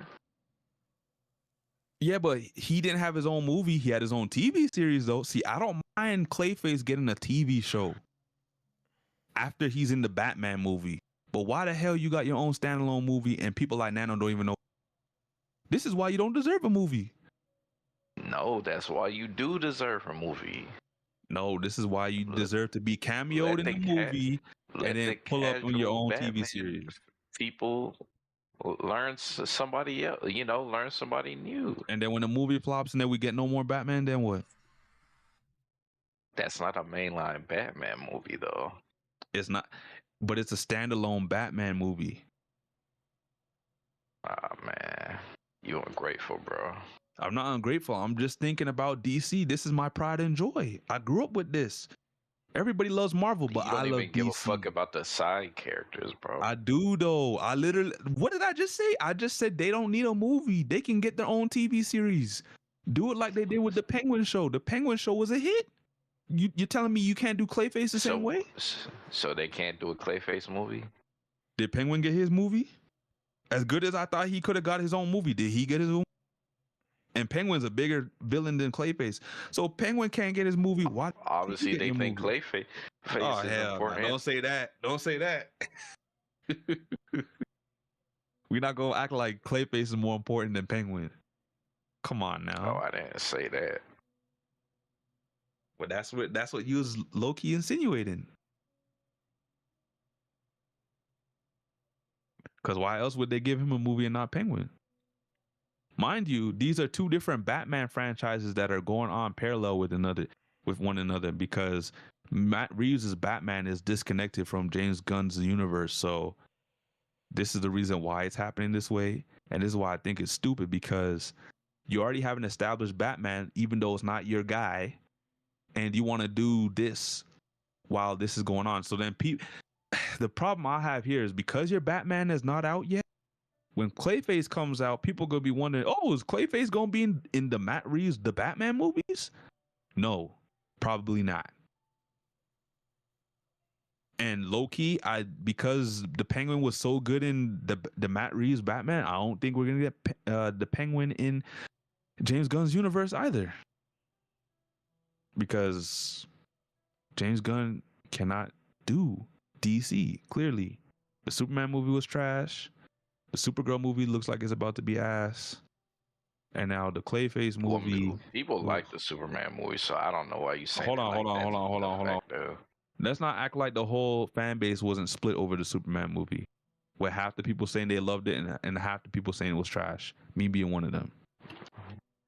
Nah, man. The Superman Majority of movie the people, No, don't say of the people majority plus the because it was mixed. casuals Hell no, enjoyed the don't do that. movie. Don't do that. Don't make it seem like it was a minority that didn't like. It was so mixed across the board. The reason why the movie didn't do good is because people thought it was good, and other people that watched it, like myself, my girlfriend, thought it was ass. Mind you, after I watched the movie, I was lenient enough to give it a 6.5. My girlfriend said it was a 4. It was straight ass. And I looked at her like, but babe.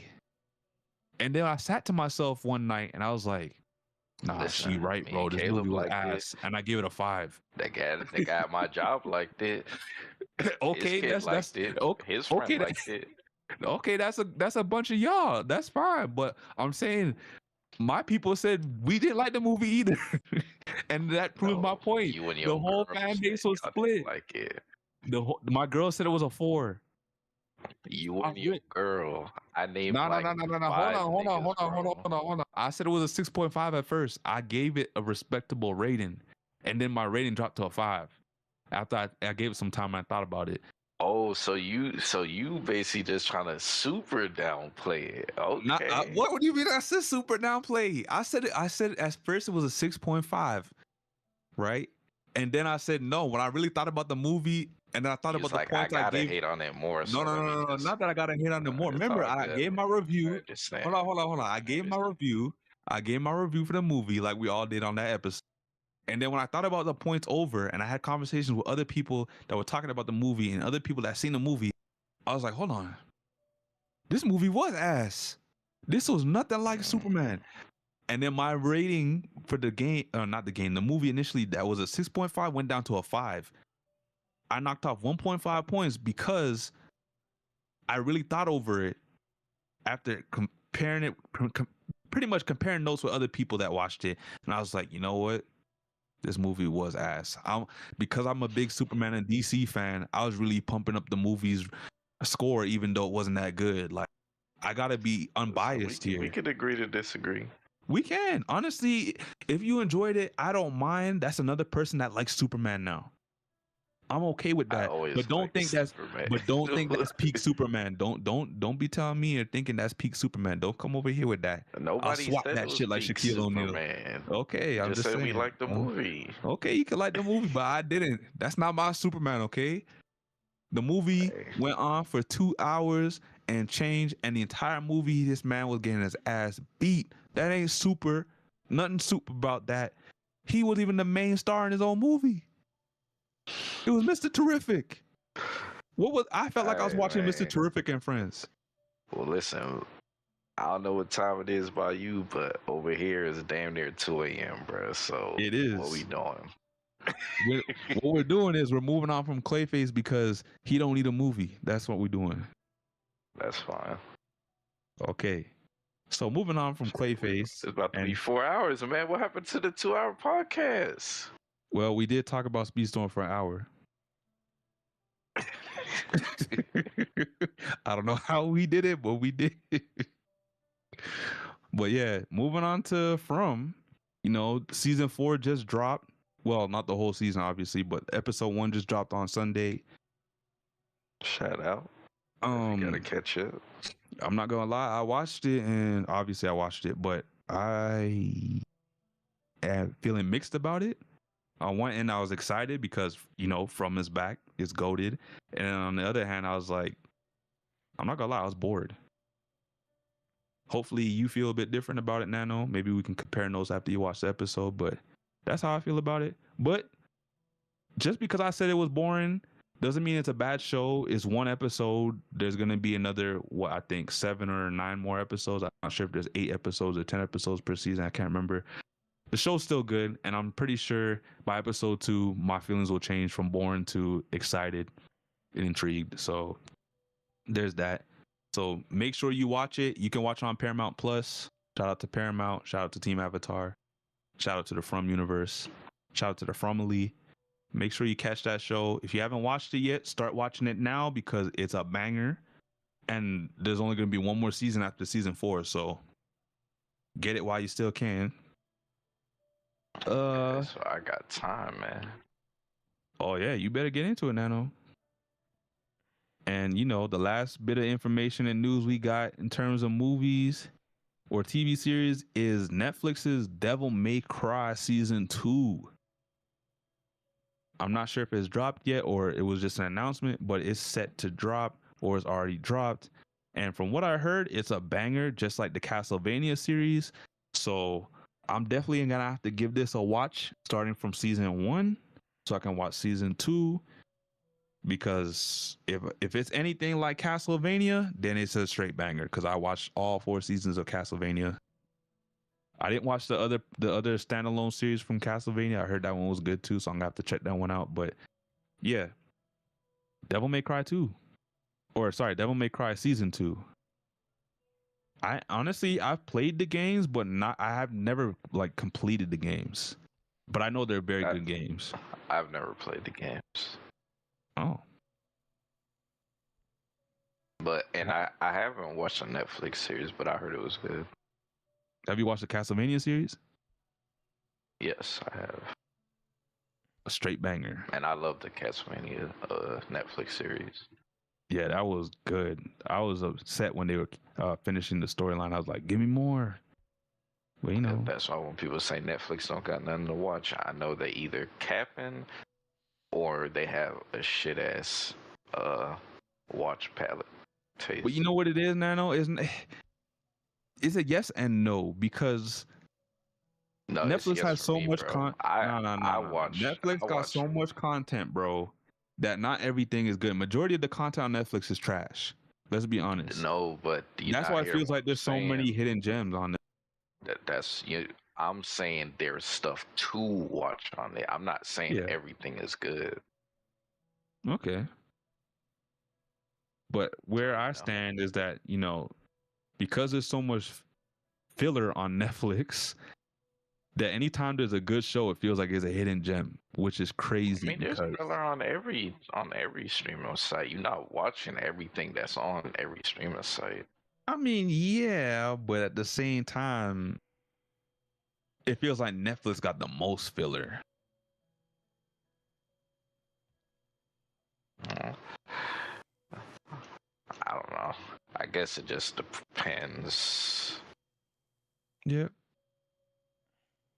But you know, make sure you guys check out Devil May Cry. Forward to I'm gonna watch this DMC, but it's definitely not a priority right now. But I'll get there when I get there.